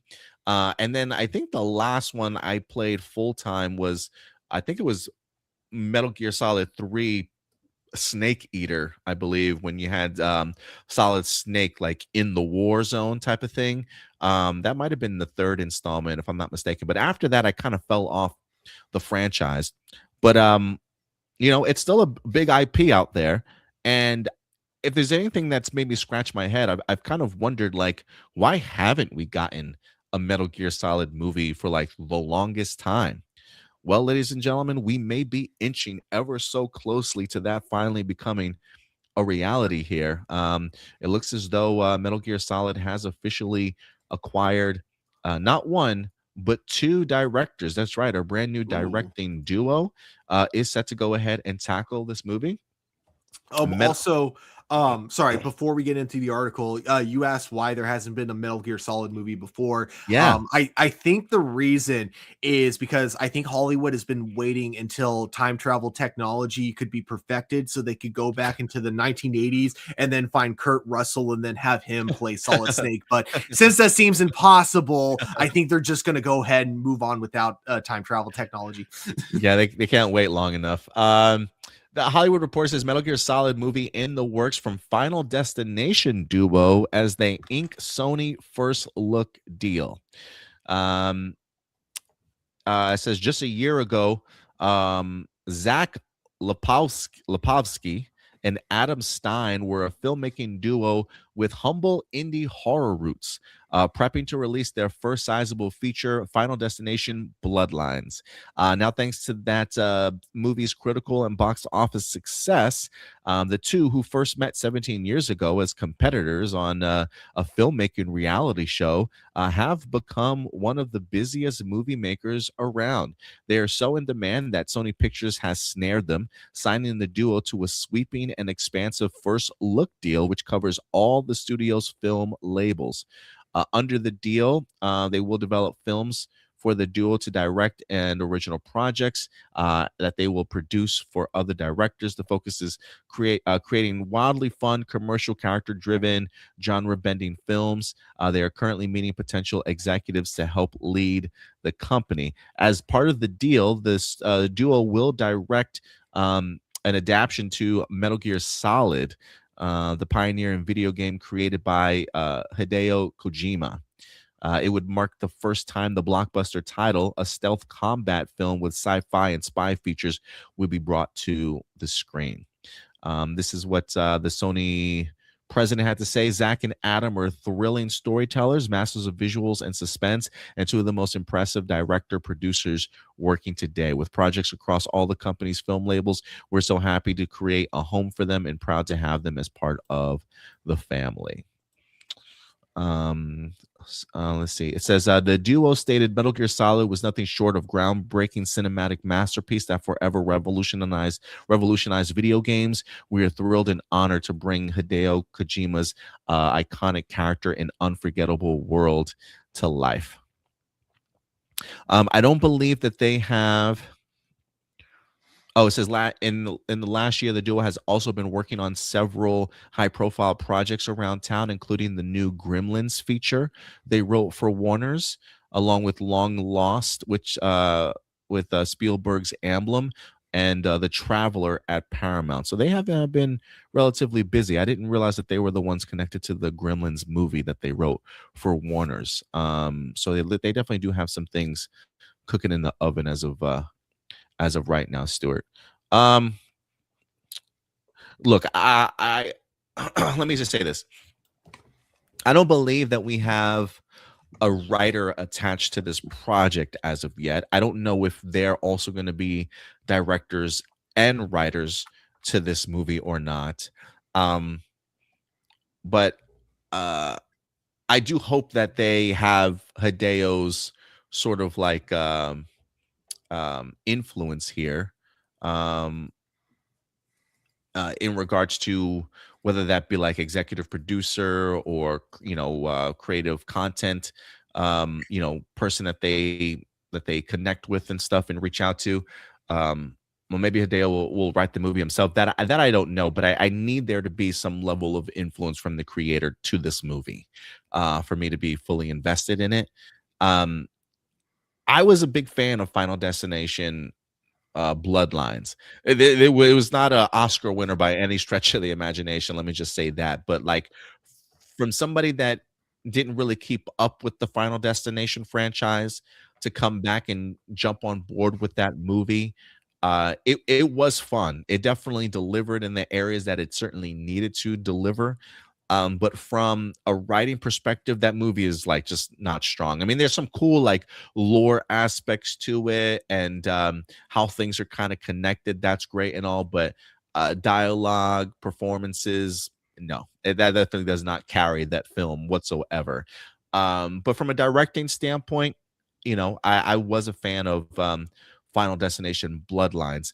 It's just not necessarily a movie that I think of when I watch that movie, that I think these two, Metal Gear Solid, baby. Like I just vision it. Like I can just see it. Like, no, I don't think any of that, like whatsoever. So um they are very much very indie horror.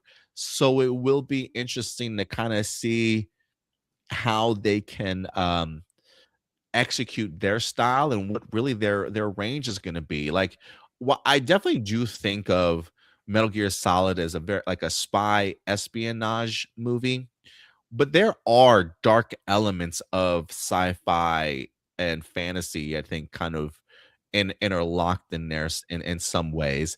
And so maybe there is sort of like a dark horror aspect you can kind of inject into a Metal Gear Solid movie, especially based off of some of the antagonists that that series really has.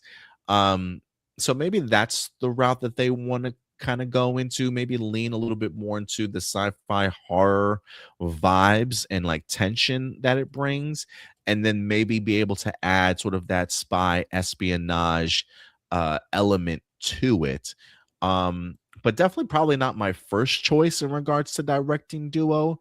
But then I also have to be reminded that this is also a Sony Pictures movie. And I've never really relied on Sony to get much of anything right. They do. I do look towards them as like very mediocre company. At least when it comes to the superhero side of things, I do think some of their individual movies can be pretty good at times. Um, but this almost feel look. This is probably unfair for me to say because I haven't even seen a first trailer. I haven't even seen what the script looks like or casting or even fully what their full ideas for a Metal Gear Solid movie is going to be. But this directing choice doesn't necessarily give me a level of confidence in this movie any more than how I felt before it was announced that these two. If anything, it just makes me hopeful that Sony is picking the right people that know and love this franchise and really knows how to get the best of it, instead of being more focused on, hey, we really got to land these guys and let's just put them on any project and see what they can provide for us. And so that would probably be my concern, is just how well vetted are these guys through Sony, and are they the best for a franchise like this?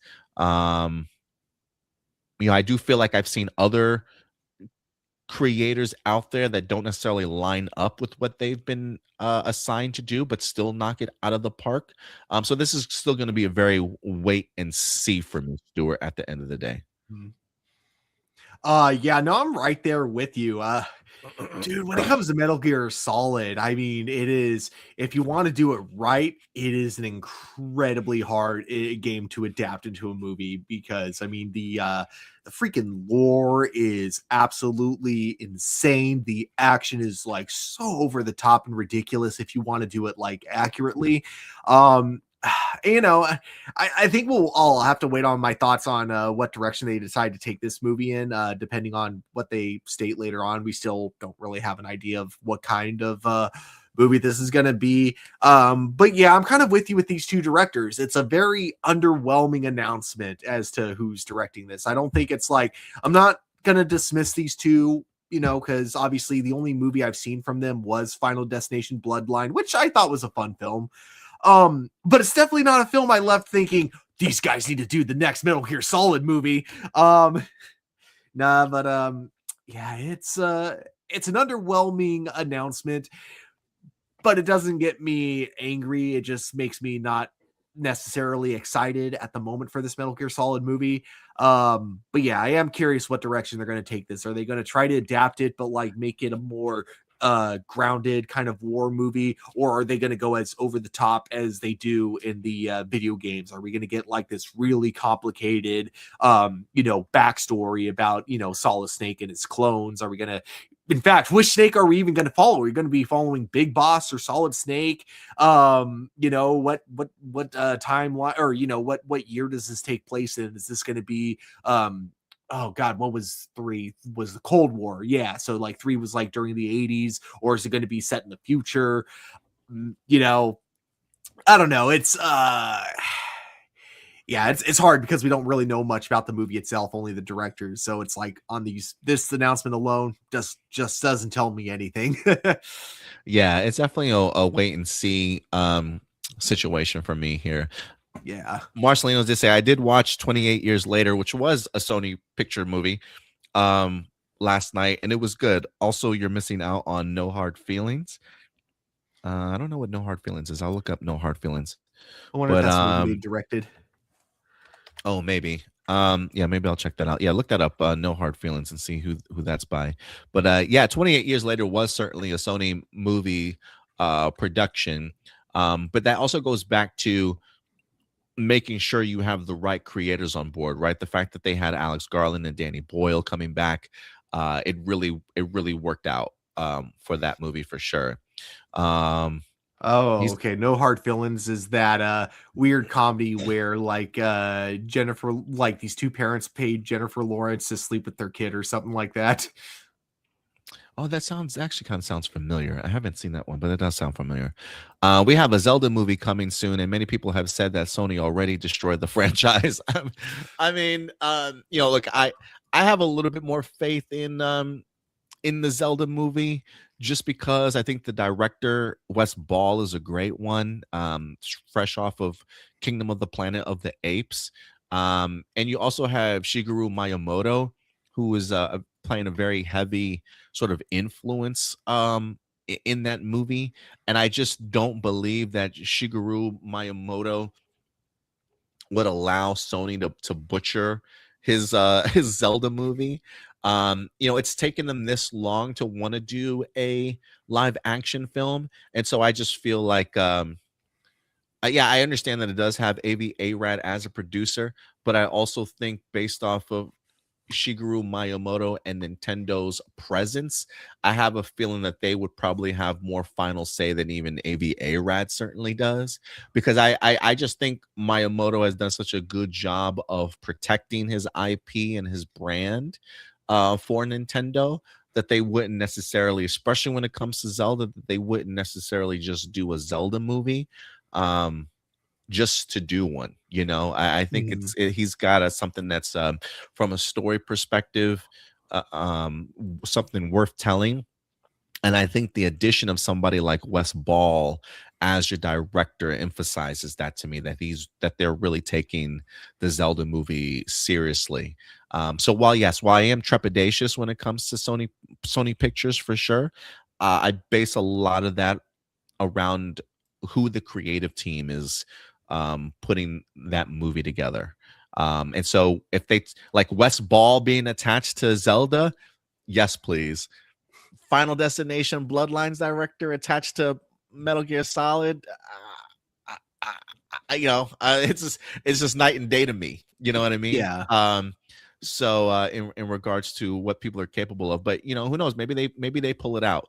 But I think some of those other franchises, like Zelda and 28 Years Later, have had the creative team that is able to build beyond any handcuffs that maybe Sony Pictures might present to them. Yeah, I think Avi Arad is only a bad producer when he actually tries to make decisions. As long as he, does his job and just lets his name be on the project and nothing else, we're good. I love that. But yeah, guys, let us know your thoughts on the Metal Gear Solid movie landing a duo. We'll see if this movie even ever gets off the ground, but we'll definitely keep you guys posted for sure. And with that out of the way, I think that will do it for all of our main topics today, guys. So thank you, everybody, for certainly joining us here today, for watching today's show. Give me 1 second. I'm trying to get my channel up and running. All right, there we go. All right, so Stuart, with that out of the way, I think you know what time it is. I do indeed. And now, everybody, it is time for live viewer questions. And if you ever want to submit a live viewer question to us, how do you do so? Well, it's relatively simple. Every Saturday afternoon or Saturday evening, I will be dropping a post over on our YouTube channel, as you see right here at A+ Hero Report. Click on that post tab. And again, every Saturday afternoon or Saturday evening, you will see one of these. Leave your comment down below, and we'll certainly get to them for you guys. We got Tony Robinson in the house. What do you guys think we will see at CinemaCon? Oh, man. CinemaCon's in August, right? No, it's this week. Oh, shit. Never mind. Yeah, oh, wow. it starts today, and I think it goes through Wednesday or Thursday or some shit like that. Yeah, we're gonna have a lot of presentations from a lot of the big studios. Again, for those of you who are unaware, CinemaCon is a convention that is being held and presented to movie theater owners. So people that work in the movie theaters will be present here, and this is the opportunity for studios to really highlight movies that are going to be coming out for the remainder of 2026 and into 2027 to really begin that hype train, so that movie theaters know what to expect, where they're going to push most of their marketing type of mentality, just to kind of get them ready for the next year in advance. I do think we're going to have a big Marvel presence and DCU presence here. This is the last push for Supergirl. So maybe a brand new Supergirl trailer, or at least new details. I could see the cast being brought out for sure. They probably will talk a little bit about Clayface. Maybe this will be, I don't know if we'll get a teaser trailer for Clayface, but maybe we'll get ourselves maybe at least a new logo design for the movie. Maybe some sort of poster would be really cool.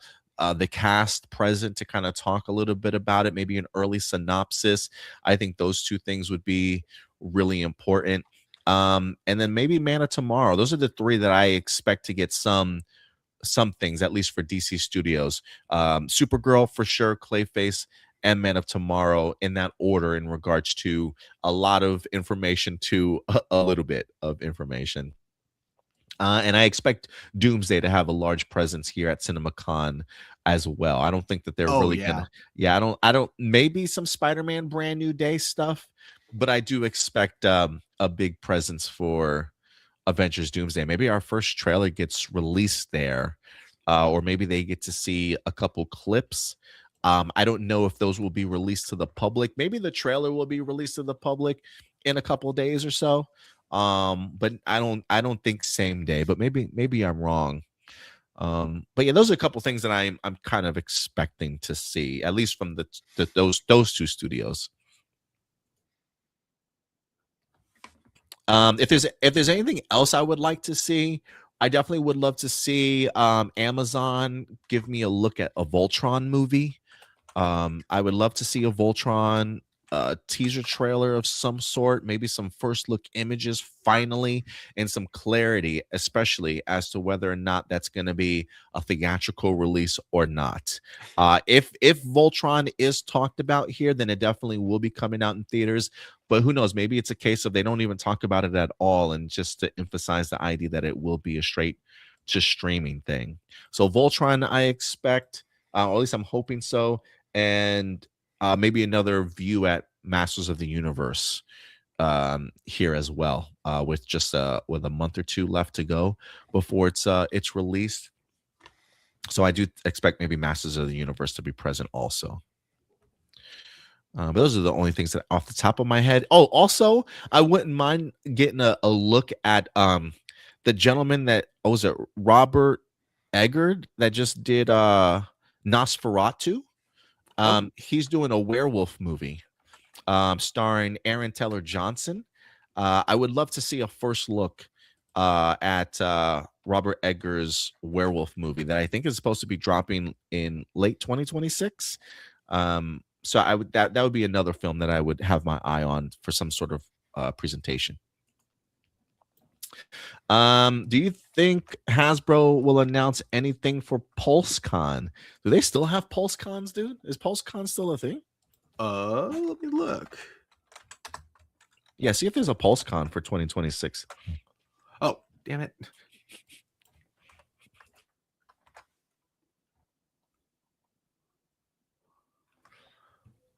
I can't find anything. Wait, let me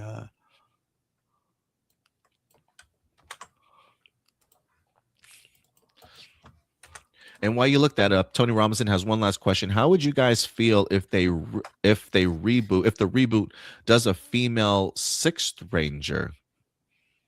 I'm okay with that. Yeah. I guess I would be kind of curious as to what the balance of the team would be. I like the idea of 6 and 6. Maybe start off with 2 females, 3 guys, introduce the third Ranger as a female. That would be pretty cool. So yeah, give me a female lead. Maybe pink or yellow being a female also. And then whoever the 6th Ranger would be, I would be open to a 6th female Ranger for sure. This is going to sound like kind of sexist on my part, so I do apologize, but like I wouldn't necessarily want a red female ranger and a 6 female ranger. Okay. The reason being, not because I personally am against it, but because it'll just add more fuel for the grifting community. And then suddenly, that becomes the discussion rather than the actual quality of the show. That said, though, if they wanted the first season to be like either a female leader or a female 6 ranger, and then the next season they want to do both, I'm all for it. I just think starting it off that way, you're just inviting basically all these grifters to just, you're inviting them to like add more fuel to the fire that doesn't need to be there, and it distracts from your actual show because of that. So yeah, it's not because I myself don't want to see it. It's because I want general audiences to be more focused on the show and not to give, views to the grifters. Oh, I'm sure a general audience wouldn't have any problem with it. It definitely would be those damn grifters on social media for sure. Yeah. Did you find anything about PulseCon? No, I couldn't. I Googled it. It just takes me to the Hasbro website, but I couldn't see any anything about it like coming up. Yeah, Marceline says, let the grifters community be angry and let's just ignore them. Yeah, I agree. I would love to, but like unfortunately they still make a crap ton of money from it. So yeah, that's what it comes down to. I just don't want them making more money from stupid things. Peg C with a couple questions here. Have you gotten a chance to see the movie short of TMNT Chrome Alone 2, Lost in New Jersey? If so, what are your thoughts? You did send me the link and I checked it out. I don't know. Have you seen it yet, Stuart? I, I don't remember. No, I saw the trailer for it. I don't think I saw the full short. Oh, dude, it's so good. It's so funny. I am so glad that I watched it. If anything, it made me really upset that we're not fully invested in these groups of turtles. Like, I understand we're getting ourselves a Mutant Mayhem sequel, and that's great and all. But the fact that we're not going to allow or can let this iteration of TMNT thrive past Mutant Mayhem just feels like just like wasted potential to me. Maybe that sounds crazy, like 2 movies in and an animated short and even some animated like short series, limited series type of stuff. I just think the potential for this group of TMNT characters, especially their voice actors, like the camaraderie is just on a whole nother level, unlike anything that I feel like I've seen from other groups of TMNT voice actors. They feel like they live and breathe these characters with just how well their chemistry is, like how quickly they're like how witty they are and how quick they're able to respond to each other. I mean, like, I know it's all part of a script and stuff, but to be able to make those scripts feel very fluid and maybe at times like they're improving sort of thing, they just feel like they're really good at portraying these characters, and I really want to see more in this world. But it was just the short itself was just very funny to me and very compelling, and I want to watch it again. But yeah, I was a big fan of it. I wish I had seen it in on the big screen. We wish you a turtle Christmas. That was I only know about that because of the Angry Video Game Nerd. Because he does like a lot of Ninja Turtles content every now and then. And I think that was like one of the Ninja Turtles videos that he did.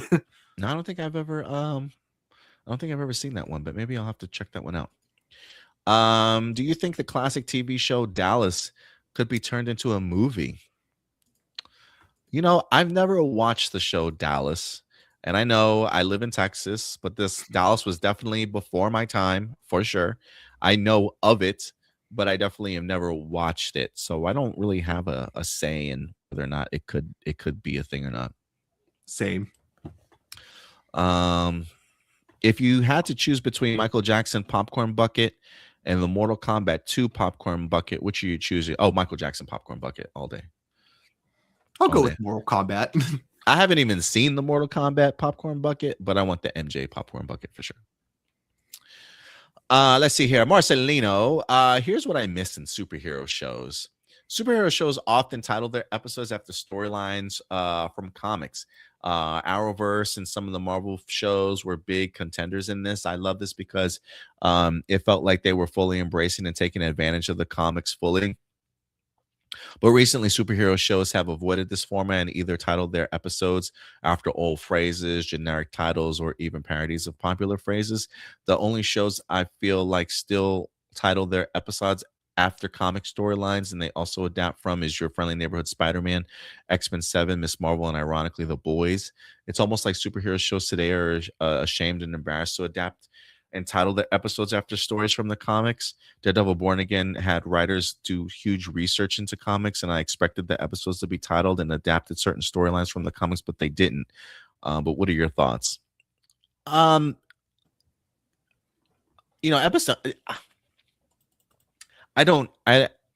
Episode titles don't do anything for me. Like if you ask me, hey Adam, you remember episode 6 from season 5 of The Flash? What was it? Episode? I don't even remember episode titles. I really don't. It's a title of an episode doesn't carry the weight or importance to me that the episode itself and the storytelling that episode carries is just much more impactful for me. I mean, they could name every episode of Born Again season, Born Again Part 1, Born Again Chapter 2, Born Again Chapter 3, Born Again Chapter 4 for each episode, and I wouldn't care.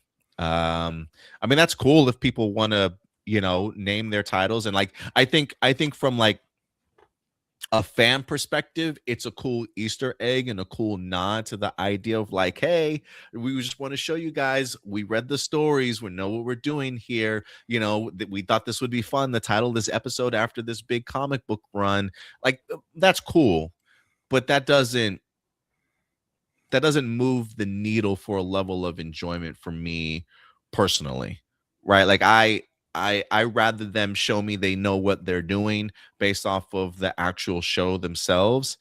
You can name episode the Dark Phoenix saga, but then you can also give me uh you know a Dark Phoenix quality movie, and it doesn't make anything better for me just because you titled an episode of that the Dark Phoenix saga. Mhm. So it's cool from a fan perspective, like very Easter eggy, like that's cool, but it's not a end all be all or a necessity for me, for my creators that can go about telling great stories and just have different titles for their movies. It doesn't really do much of anything for me personally. Yeah, I think for me, it just really depends on the reference itself and compared to the episode. Like, for example, I think correct me if I'm wrong, but I believe the very first team up with Flash and Arrow was called The Brave and the Bold, which I'm like, that's brilliant because Yeah, that's it's what cool. the team up comic books were called. But if you were to like, and I don't think I can't think of a time they ever did something like this on the CW, but definitely let me know if I'm wrong. But for example, if you had a storyline called Heroes in Crisis, and the episode itself was just about like Barry, struggling to fight like just a generic monster of the weekend, use a hero in crisis, but it's not reflective of the comic book at all. I would have preferred they just titled it something different. But I don't know if that's something the CW ever did. I gotta be honest, when it comes to episode titles, it's not something I think too often about, except for when it came to the crossover events. Yeah, that's true. So yeah, like I don't have a problem with anybody that enjoys when the comic creators do that. For me, it's just the title of an episode doesn't really do much of anything for me personally. Yeah.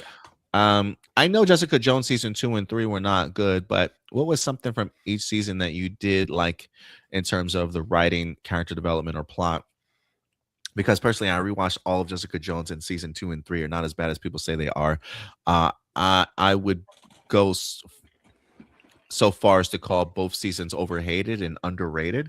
I think the only thing that was missing was a fourth season, so Trish could have a redemption arc and turn into the superhero Hellcat, like in the comics.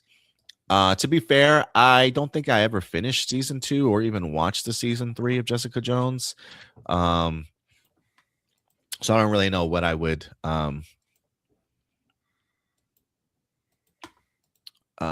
something that each season could have did in terms of writing and character development. I mean, for me, the issue that I always had with Jessica Jones was that she, and I feel like I have this issue not just with Jessica Jones too, but like with other characters.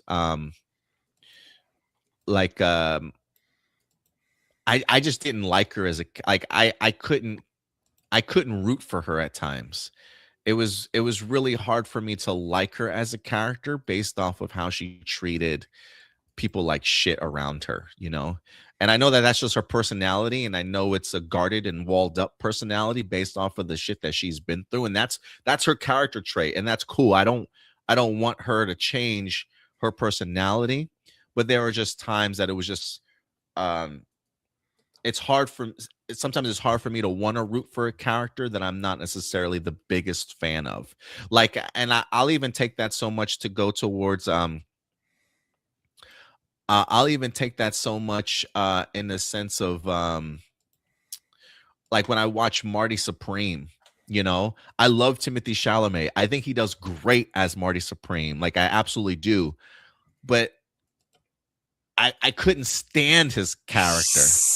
Like he was such an asshole. Like I could not, and I think maybe that's another reason why, while I enjoyed Marty Supreme, I didn't love it, because if he's like the protagonist of the movie, like it's just really hard for me to want to root for him.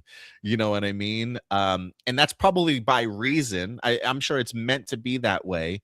But if it's hard for me to want to root for a character eh, based off of their personality, then it's hard for me to get into a season or a show or a movie. And that's just what it was for Jessica Jones for me. So I don't think I really gave season 2 a full shot. I don't think I finished it at all. I definitely didn't go back and revisit season 3 at all. But I did enjoy her in the Defenders. Like when that having her as part of a group, I think works really well for me. Instead of just more of a solo type of thing. He says, Adam, you're missing out on Jessica Jones. I'm sure I am. Mhm. I'm sure I am. I've got no doubt. People that love the show, I don't question why they love the show. It was just really hard for me to get behind the characters. Though. Yeah, I it's been way too long, so I don't know if I were to rewatch it, my opinion would probably be different.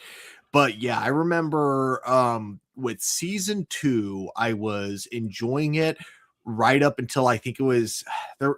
I wish I could remember what specific action it was, but there was just one thing that Jessica Jones did, like in the like halfway point or something. I think it was like, and it wasn't the end where Trish shot her mom. I think it was way before that. But at one point, she decided to help her mom instead of helping her friend, even though all her mom had done was screw her over. So there was just one point where I just started to get really frustrated with Jessica Jones. Like she was just making all the wrong decisions. And then I think I would have forgave it if at the end, like things worked out. But even at the end, she just, after making all these wrong decisions, then just gets mad at Trish for a good reason. I will say she did shoot her mom when she at that point wasn't in danger. But yeah, I don't know. Again, it's been a while, so I don't quite remember what it was about season 2 I didn't love. And then season 3 I just didn't like at all, because like I don't think I liked anyone in season 3. I think in season 3, I think that was like the point where I'm like, we've had these characters for several years. They should all be aware of their own flaws. They should be able to communicate better. But no, like just I hated everyone in season 3. Everyone was just such an asshole. Yeah, so I think that's why season 3 was just so rough for me to get through. Yeah, I figure there. Last time I asked you if you ever used or heard the criticism of no one talks like that, and you hadn't. Well, I found a few examples. Okay, cool. I love examples. CW shows are often targeted for this type of criticism. One that stands out across comes from the Flash Armageddon crossover. In the reverse Flashpoint timeline, everyone gives Chester and Allegra advice to express Oh their yeah. love for each other. And Ryan berates them both by saying corny dialogue like love or love is stupid. And then a few scenes later, he goes from acting like a subredditor to acting like he went through weeks of therapy. Another example comes from the beginning of Solo, where Han gets his last. I don't know. Oh, where he gets his last name. Oh, the dialogue that the Imperial officer says has been criticized because he doesn't ask Han what his last name or surname is. Instead, he asks him, "Who are your people?" And who are your people? Oh, I see what you mean. Oh, I But see. Just that's not okay. So I don't remember what it was like in Star Wars before that, but that's also how they refer to it in Rise of Skywalker, if I'm not mistaken. They specifically asked the name of her people when they were asking like Rey about her last name as well. So I think that's just oh, how they ask for last names in the in the Star Wars Star Wars universe. universe. But I could be wrong. Like yeah, that. So I think that was why they phrased it that way. That's my first. Where my head goes at first when you say that. Who are your people? And I'm like, well, it is in a Star Wars world, and there's so many different species and alien races, and you know, it sounds odd, but it almost feels proper for Star Wars. So I don't have too much of an issue with that. And final example comes from Law and Order Special Victims Unit. There's an episode where female gamers and female employees who work at a gaming are being harassed and assaulted by two sexist men with death threats and physical violence. And there's one line where a female employee gets assaulted by two, gets a bloody lip, and when her friend asks what happened to her, she replies, "It's the misogynists. They leveled up." And Wait, it's not what was that from? Law and Order Special Victims. Okay, Uh, you know what's weird? I know what you're referencing because what was I watching? There was something I was watching that specifically. I remember now. Okay, there was that is this a crazy line to me. YouTuber. There was this YouTuber I was watching who was reviewing like the worst rated episode of like every television show. Well, not every, obviously, but it was like 10 or something. But yeah, that episode of Law and Order was one of them. Yeah. Yeah, that's pretty crazy. Yeah, it is. I think that with my problem with the dialogue that you referring to though in the Flash, I think the way you phrased it was right. Like the fact that it was just like he suddenly looks like he just had months of therapy in the very next scene. Yeah, no, you're 100% right. But again, my problem with the dialogue isn't that it was unrealistic. It's just that it wasn't good and was very, very, very forced. I think that when it came to, it's so weird because when it came to Eric Wallace of the showrunner of Flash, it's clear Eric Wallace loves love, but man, he does not know how to express his love for love, because that's when the show can sometimes get extremely cringe. There are times where it's amazing. Like I still think the penultimate episode of The Flash, wait, no, it wasn't the penultimate. It was like the beginning of the last arc of The Flash. That was amazing. Like the way he wrote love in that specifically. I guess when it's not romantic love, Eric Wallace knows how to write love perfection. I guess it's just romantic love where Eric Wallace, his cringe shows, I guess. Diamond Bolt 2. Do you watch Diamond Bolt 2? Which one was that? Let me check. Diamond Bolt the YouTuber. That's right. I think that was the one that I watched that, where I saw that Law and Order clip that you referenced. But yeah, so I don't know. Again, it's not because it's unrealistic that I didn't like the dialogue. It was just cringe. Yeah, I definitely didn't watch that Flash episode, but that does sound very cringy to me. So, two out of three for sure definitely feel cringy in regards to whoops, hold on. Yeah, definitely feel cringy to me in regards to like ways that they certainly don't talk. The solo one, I definitely don't mind just because of it taking place in an entirely different galaxy. So their form of speaking may come across differently. So the Star Wars one doesn't bother me so much, but those other two, yeah, definitely a head scratcher for sure. And you did have a comment in here. Yeah, the Law and Order stuff was just super unrealistic. I had to chuckle at that. Like that's brutal. That's a terrible one. Yeah, because it's like that misogyny within game developing companies is a real thing. But no woman who gets assaulted is going to be like, it's the misogynist. They leveled up. That's so crazy. That's so cringy. Let's see here. Who's next? Blossom in the house. What's up, Blossom? What's your opinion on the TMNT movie from the early 90s? I love how they had the Jim Henson Creature Shop involved in films. OG Elmo was Splinter, and he was an animatronic puppet. Wicked awesome. Amen. And then what's your opinion on the Space Gavin series? Haven't seen it yet, but I like the suit. I'm so using the suit for Galactic Council security. The second question, Blossom, you might have to ask Peg C, because my man has been checking out the Space Sheriff Gavin series. So Peg C, in the comments, how have you liked the series so far? I have yet to see it also myself, Blossom. Every week I'm on here like I gotta watch it. I have not been able to watch it. I've been having a hard time downloading torrents on my computer. I have not been able to find a free VPN that allows me to download torrents as well. So if anybody has a free VPN suggestion where I don't necessarily have to pay anymore to get like access to downloading torrents for free, please let me know in the comment section. Because I do want to watch the series itself. As far as my opinion on TMNT, this is a movie that I really want to revisit, Stuart. Because I've seen a lot of love lately on my timeline for this TMNT movie. And people are still talking about just like even today standards, how well it still holds up as a movie. um you know, from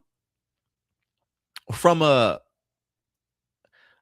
physical costume and animatronic sort of puppeteering, um it's still some of the best work that I feel like I feel like some of that technology has even evolved more, but I'm also kind of surprised that we haven't gone back to the full physical suit. Like I would think that that too would evolve in some way, and yet it's evolved more into CGI or motion capture sort of thing.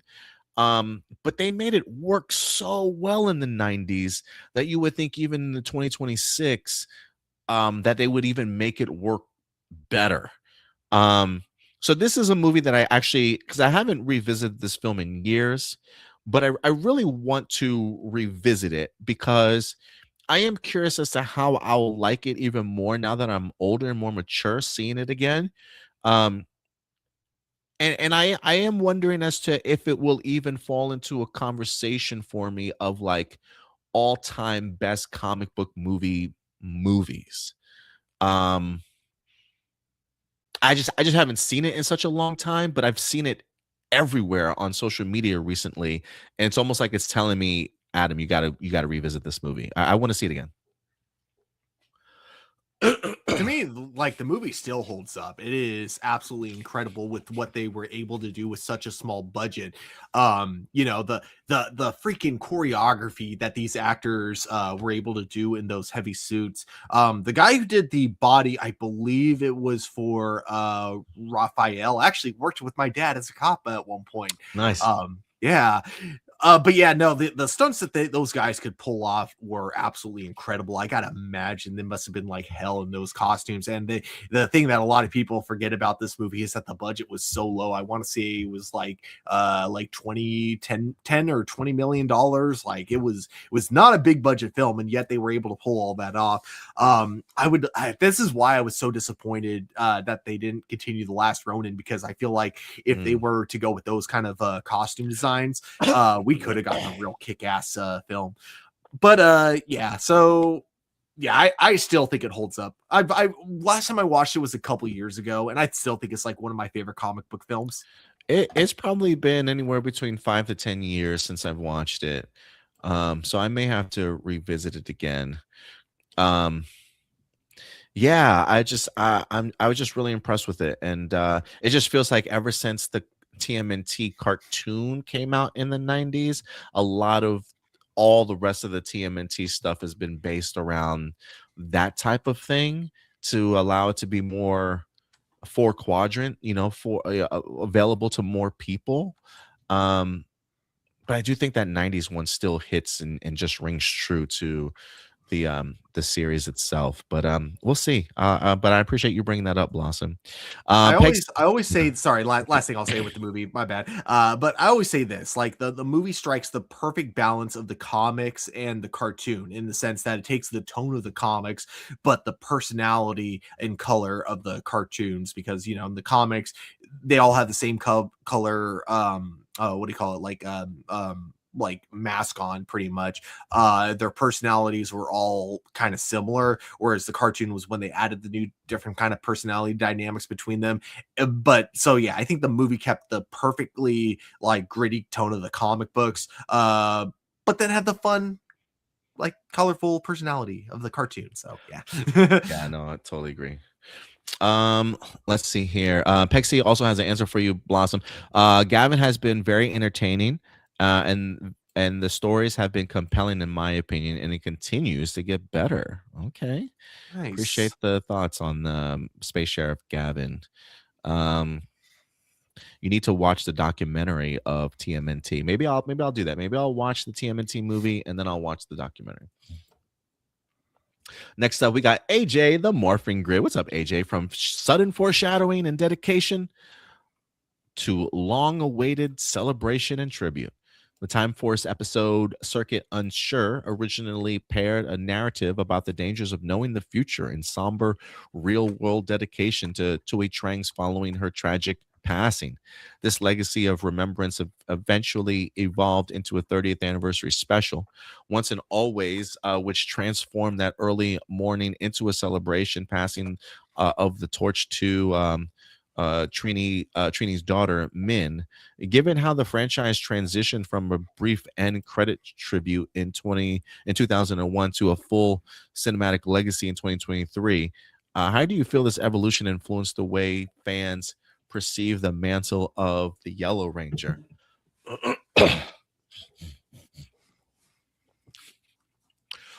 um, I mean, it's definitely evolved over time. I think I think the longer the franchise ran for, I think there's just an automatic growth in awareness that this tragedy kind of happened.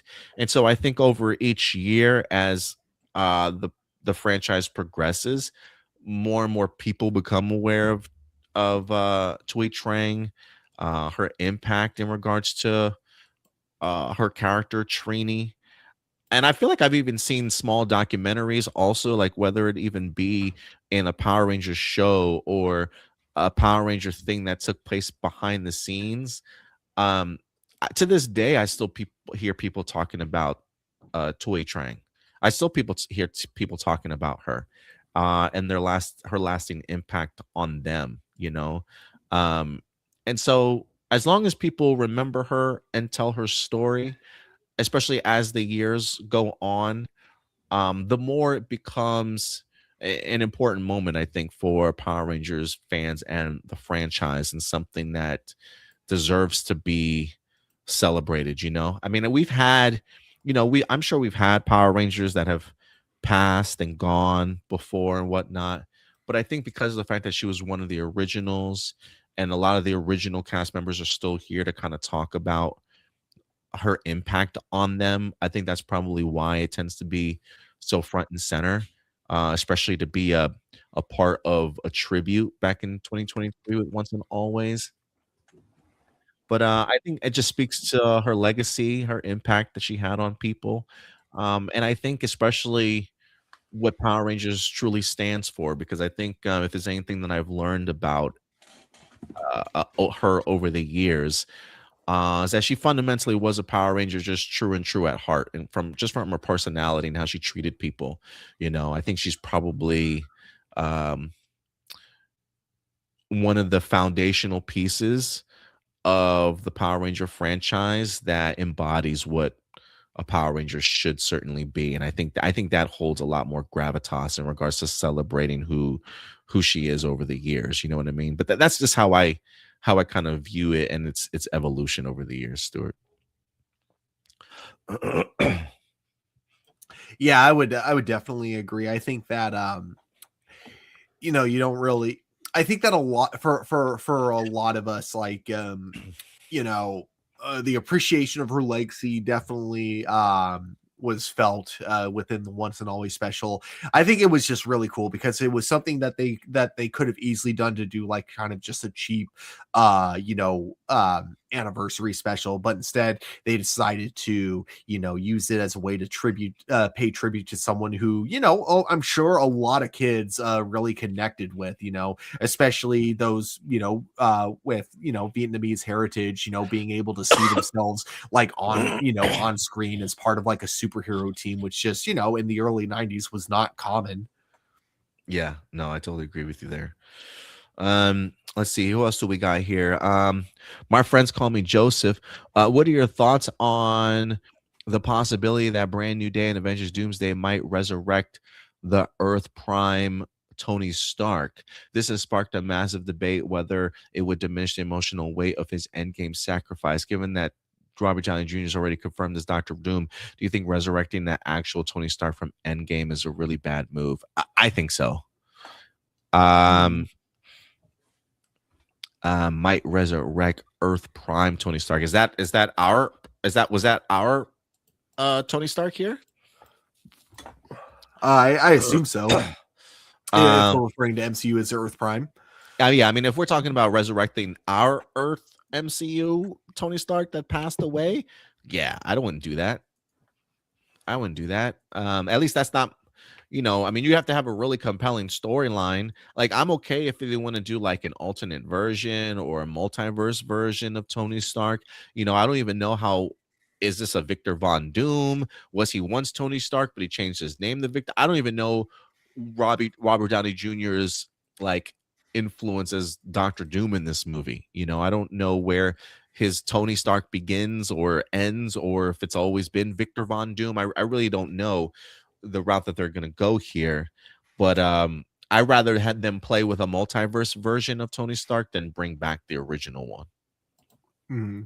I feel like we got perfect closure, so we really don't need him coming back. It would kind of cheapen his death because, yeah, it was the whole significance of his death is that things happen the way they did because he didn't want to lose what he built over the last 5 years. And when he sacrificed himself, he didn't lose it. He still had Pepper, he still had his daughter, but unfortunately, to keep that, he had to sacrifice himself to keep that going. So I think that if you brought him back, then it's like his sacrifice kind of meant nothing.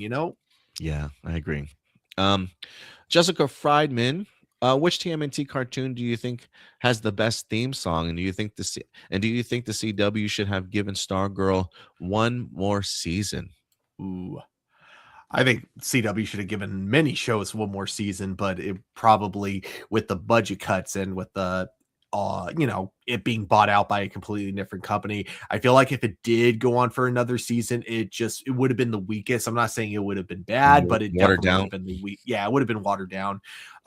You could already see it was, even though I think Superman and Lois season 4 did really good, it was really reliant on the writing to get it through because that budget was not helping. That budget cut was quite noticeable.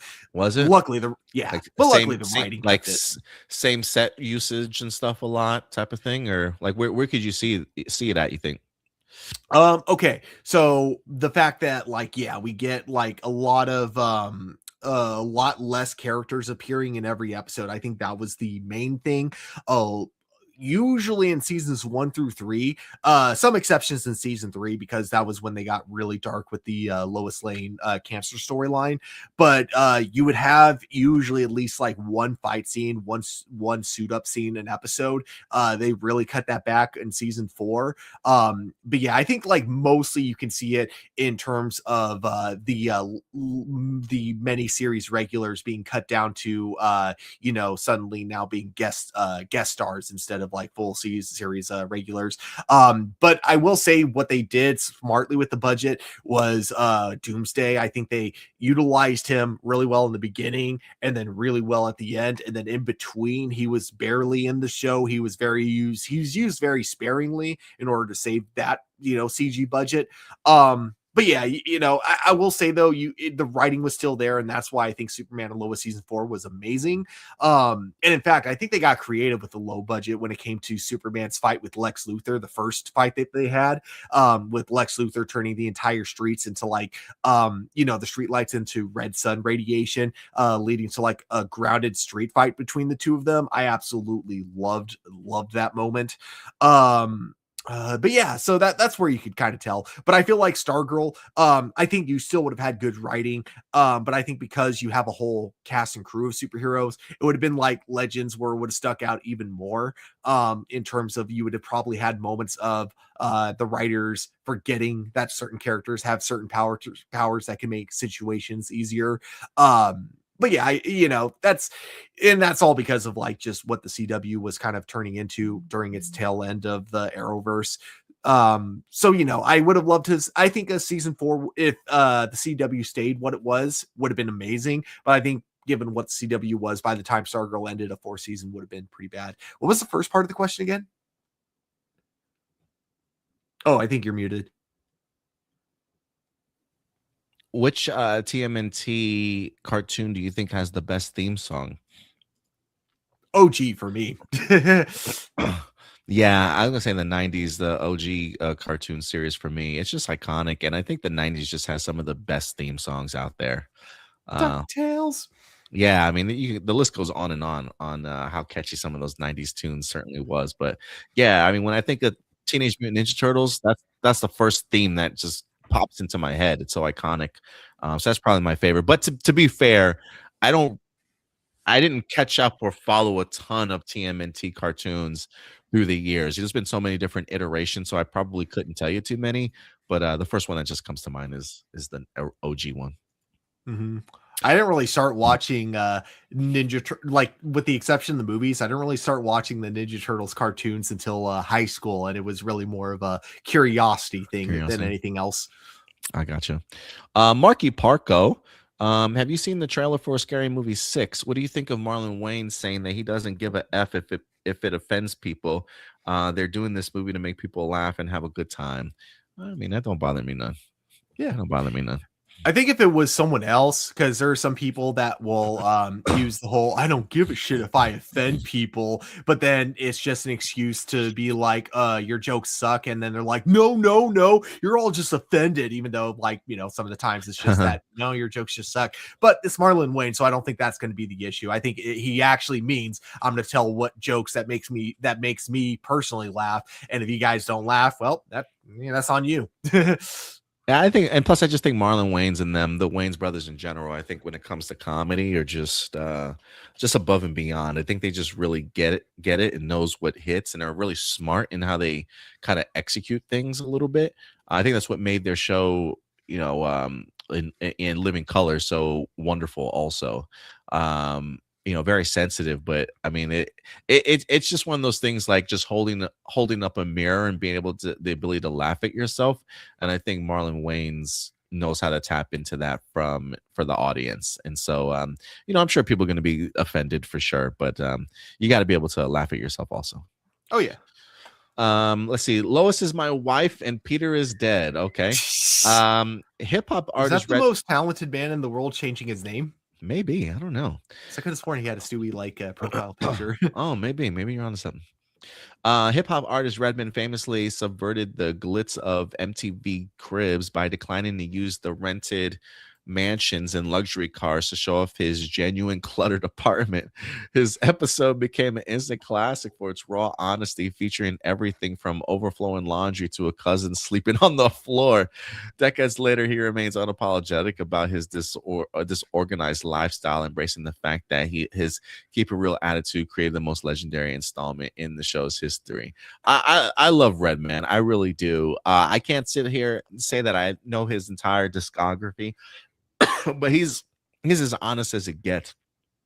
It's a reason why people like Marshall Mathers, aka like Eminem, view him as like top five for sure MCs, just because of his rawness and his honesty, just how he flows and stuff. So like, this does not surprise me. I don't think I saw this episode of MTV Cribs, honestly, but it's probably like just the notion of it alone.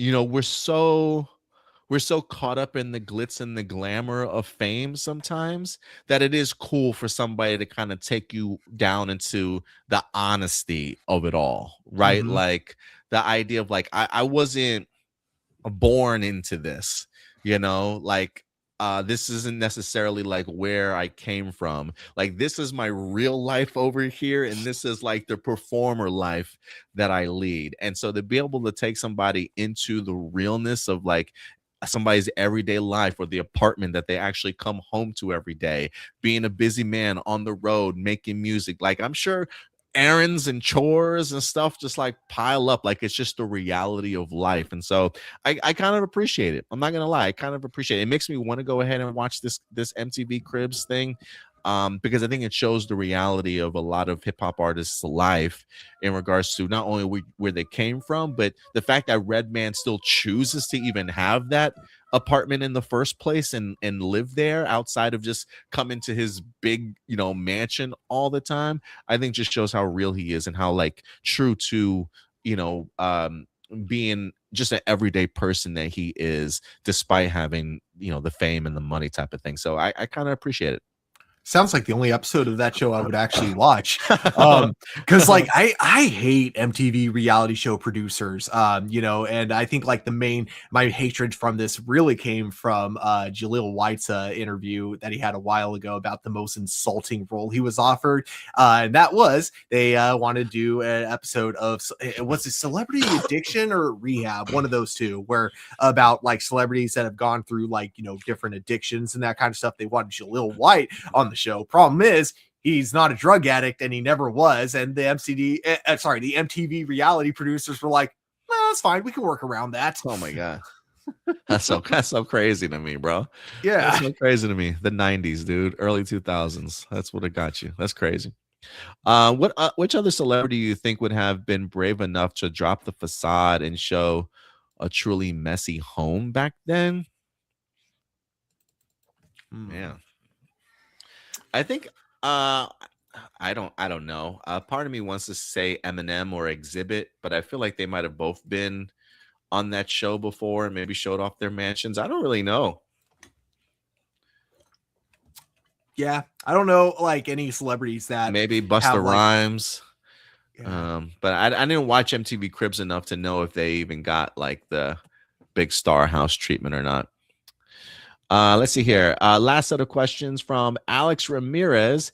Did you know that Judith Hogue, the actress who played the original April O'Neil, filmed a cameo for TMNT Out of the Shadows? She portrayed the boss of Megan Fox's version of April O'Neil. However, the scene was ultimately cut from the final theatrical release. What do you think of this? That's a bummer, man. Yeah, it's super lame. Yeah, I mean, it's always lame whenever I'm sure, especially as an actress, when you get completely cut out of a movie, that's gotta suck. Knowing that you spent that time. I wonder if they paid her at least for that brief moment of time, despite not putting her in the movie. But They that's legally had to. Oh, you might be right.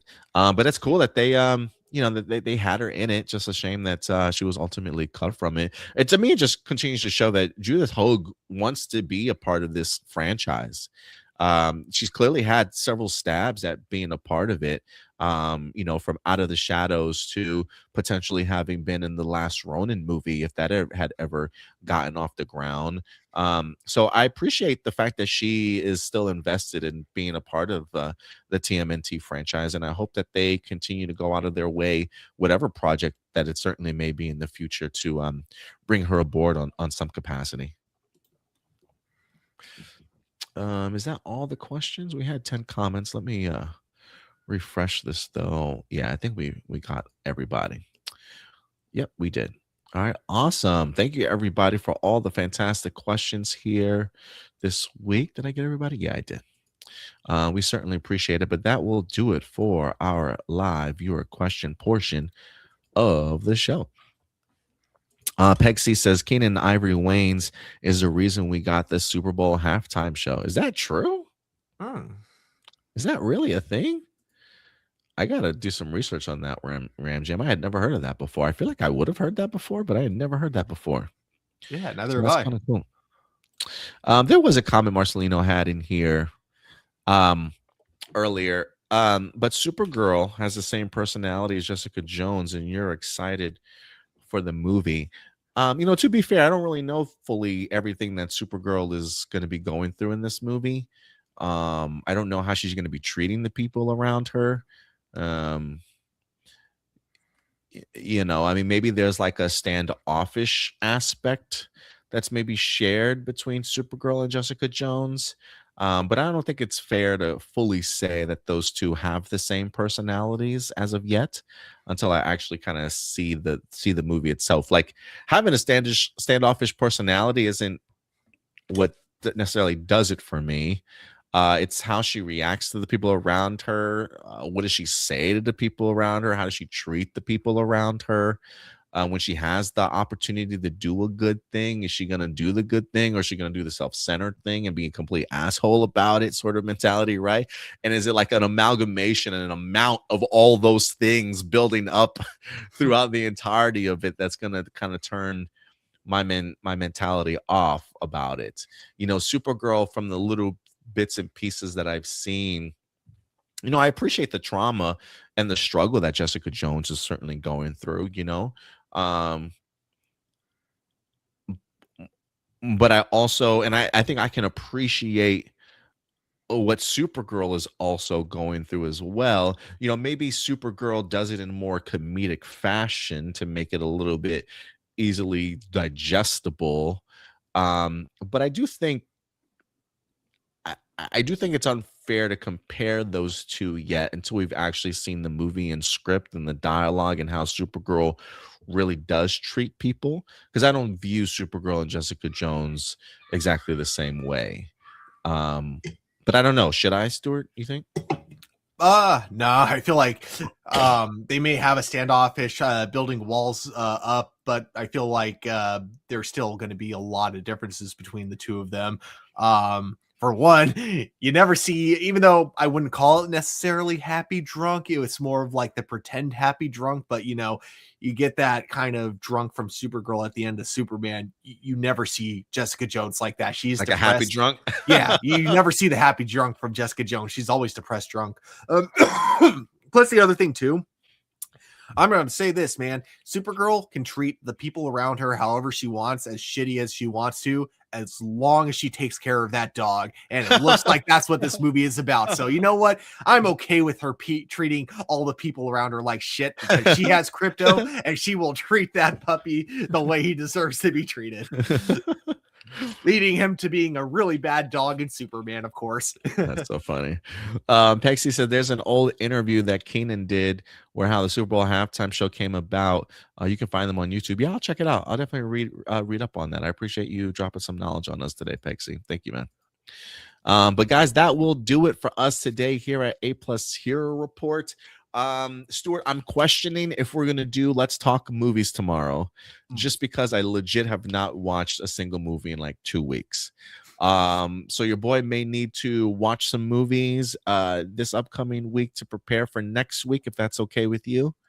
Yeah. Okay. We could also just do one movie tomorrow if you want, if you have time. But if not, no worries. We can figure it out for next weekend.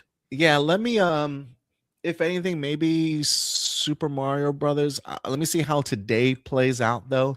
If the girlfriend allows me to go see a movie today, maybe I will try and see one. I do also want to try and do a review for um Daredevil Born Again at some point in time tonight, or at least have something drop for you guys tonight, if not early Monday morning. So look towards that as well. And if we do have a Let's Talk Movies episode, it may just be one film. You guys keep your eyes posted for any upcoming videos here from the channel. Later on this week, we will have another episode of The Force Report, episode 2, as we dive into Maul Shadow Lord episodes number 3 and 4. That's going to be live every Wednesday at 10 p.m. Central Time. So definitely tune in there. And then if we have any other, we'll see what we do on CinemaCon. Maybe there might be 1 or 2 days that I want to go live. I've just been home very little, and now that I am back home, it's been kind of disorganized, me trying to get so much done that I feel like since I've been home, I really haven't had time to spend with my family directly as much as I want to. So I'm trying to find that balance between home and work, if you know what I mean. Because I gotta sleep next to my girlfriend every night, and I need it to be a happy home. So, and I need to survive the evenings. So I'll definitely keep you guys posted in regards to that. But if people want to find you on social media, man, where can they find you, sir?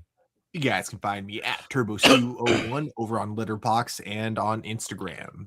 And if you want to follow us on social media, over here on TikTok at Hero Reports, we've got over 3,000 followers over there. We post a bunch of behind the scenes clips, trailers for you guys, featurettes. I may even do the occasional movie grading or new comic book hauls for the week. Check us out there. But if you want to be kept up to date on movie news and TV news, everywhere else at A Plus Opinions. Actually, on Twitter, you can find us now at A Plus Hero Report. So I gotta upgrade these things below me here in a little bit. On Facebook at A Plus Opinions, that's where we drop all of our news throughout the week for you guys on a daily basis. We keep you up to date all throughout the day and afternoon over there on our Facebook page, and then we take 6 topics from there at the end of the week and we talk about them here on our YouTube channel, which is in fact our main page. So if you haven't subscribed to our YouTube page, please go ahead and do so. Click the subscribe button, click the bell notification, so when we drop brand new videos, you guys will certainly be notified. That'll do it for us here today, y'all. We'll certainly see you guys back next week for a new episode of A Plus Hero Report. Until then, do me a big favor, as always, guys. Take care of yourselves, take care of each other, and keep it A Plus. We'll talk to you later. Bye.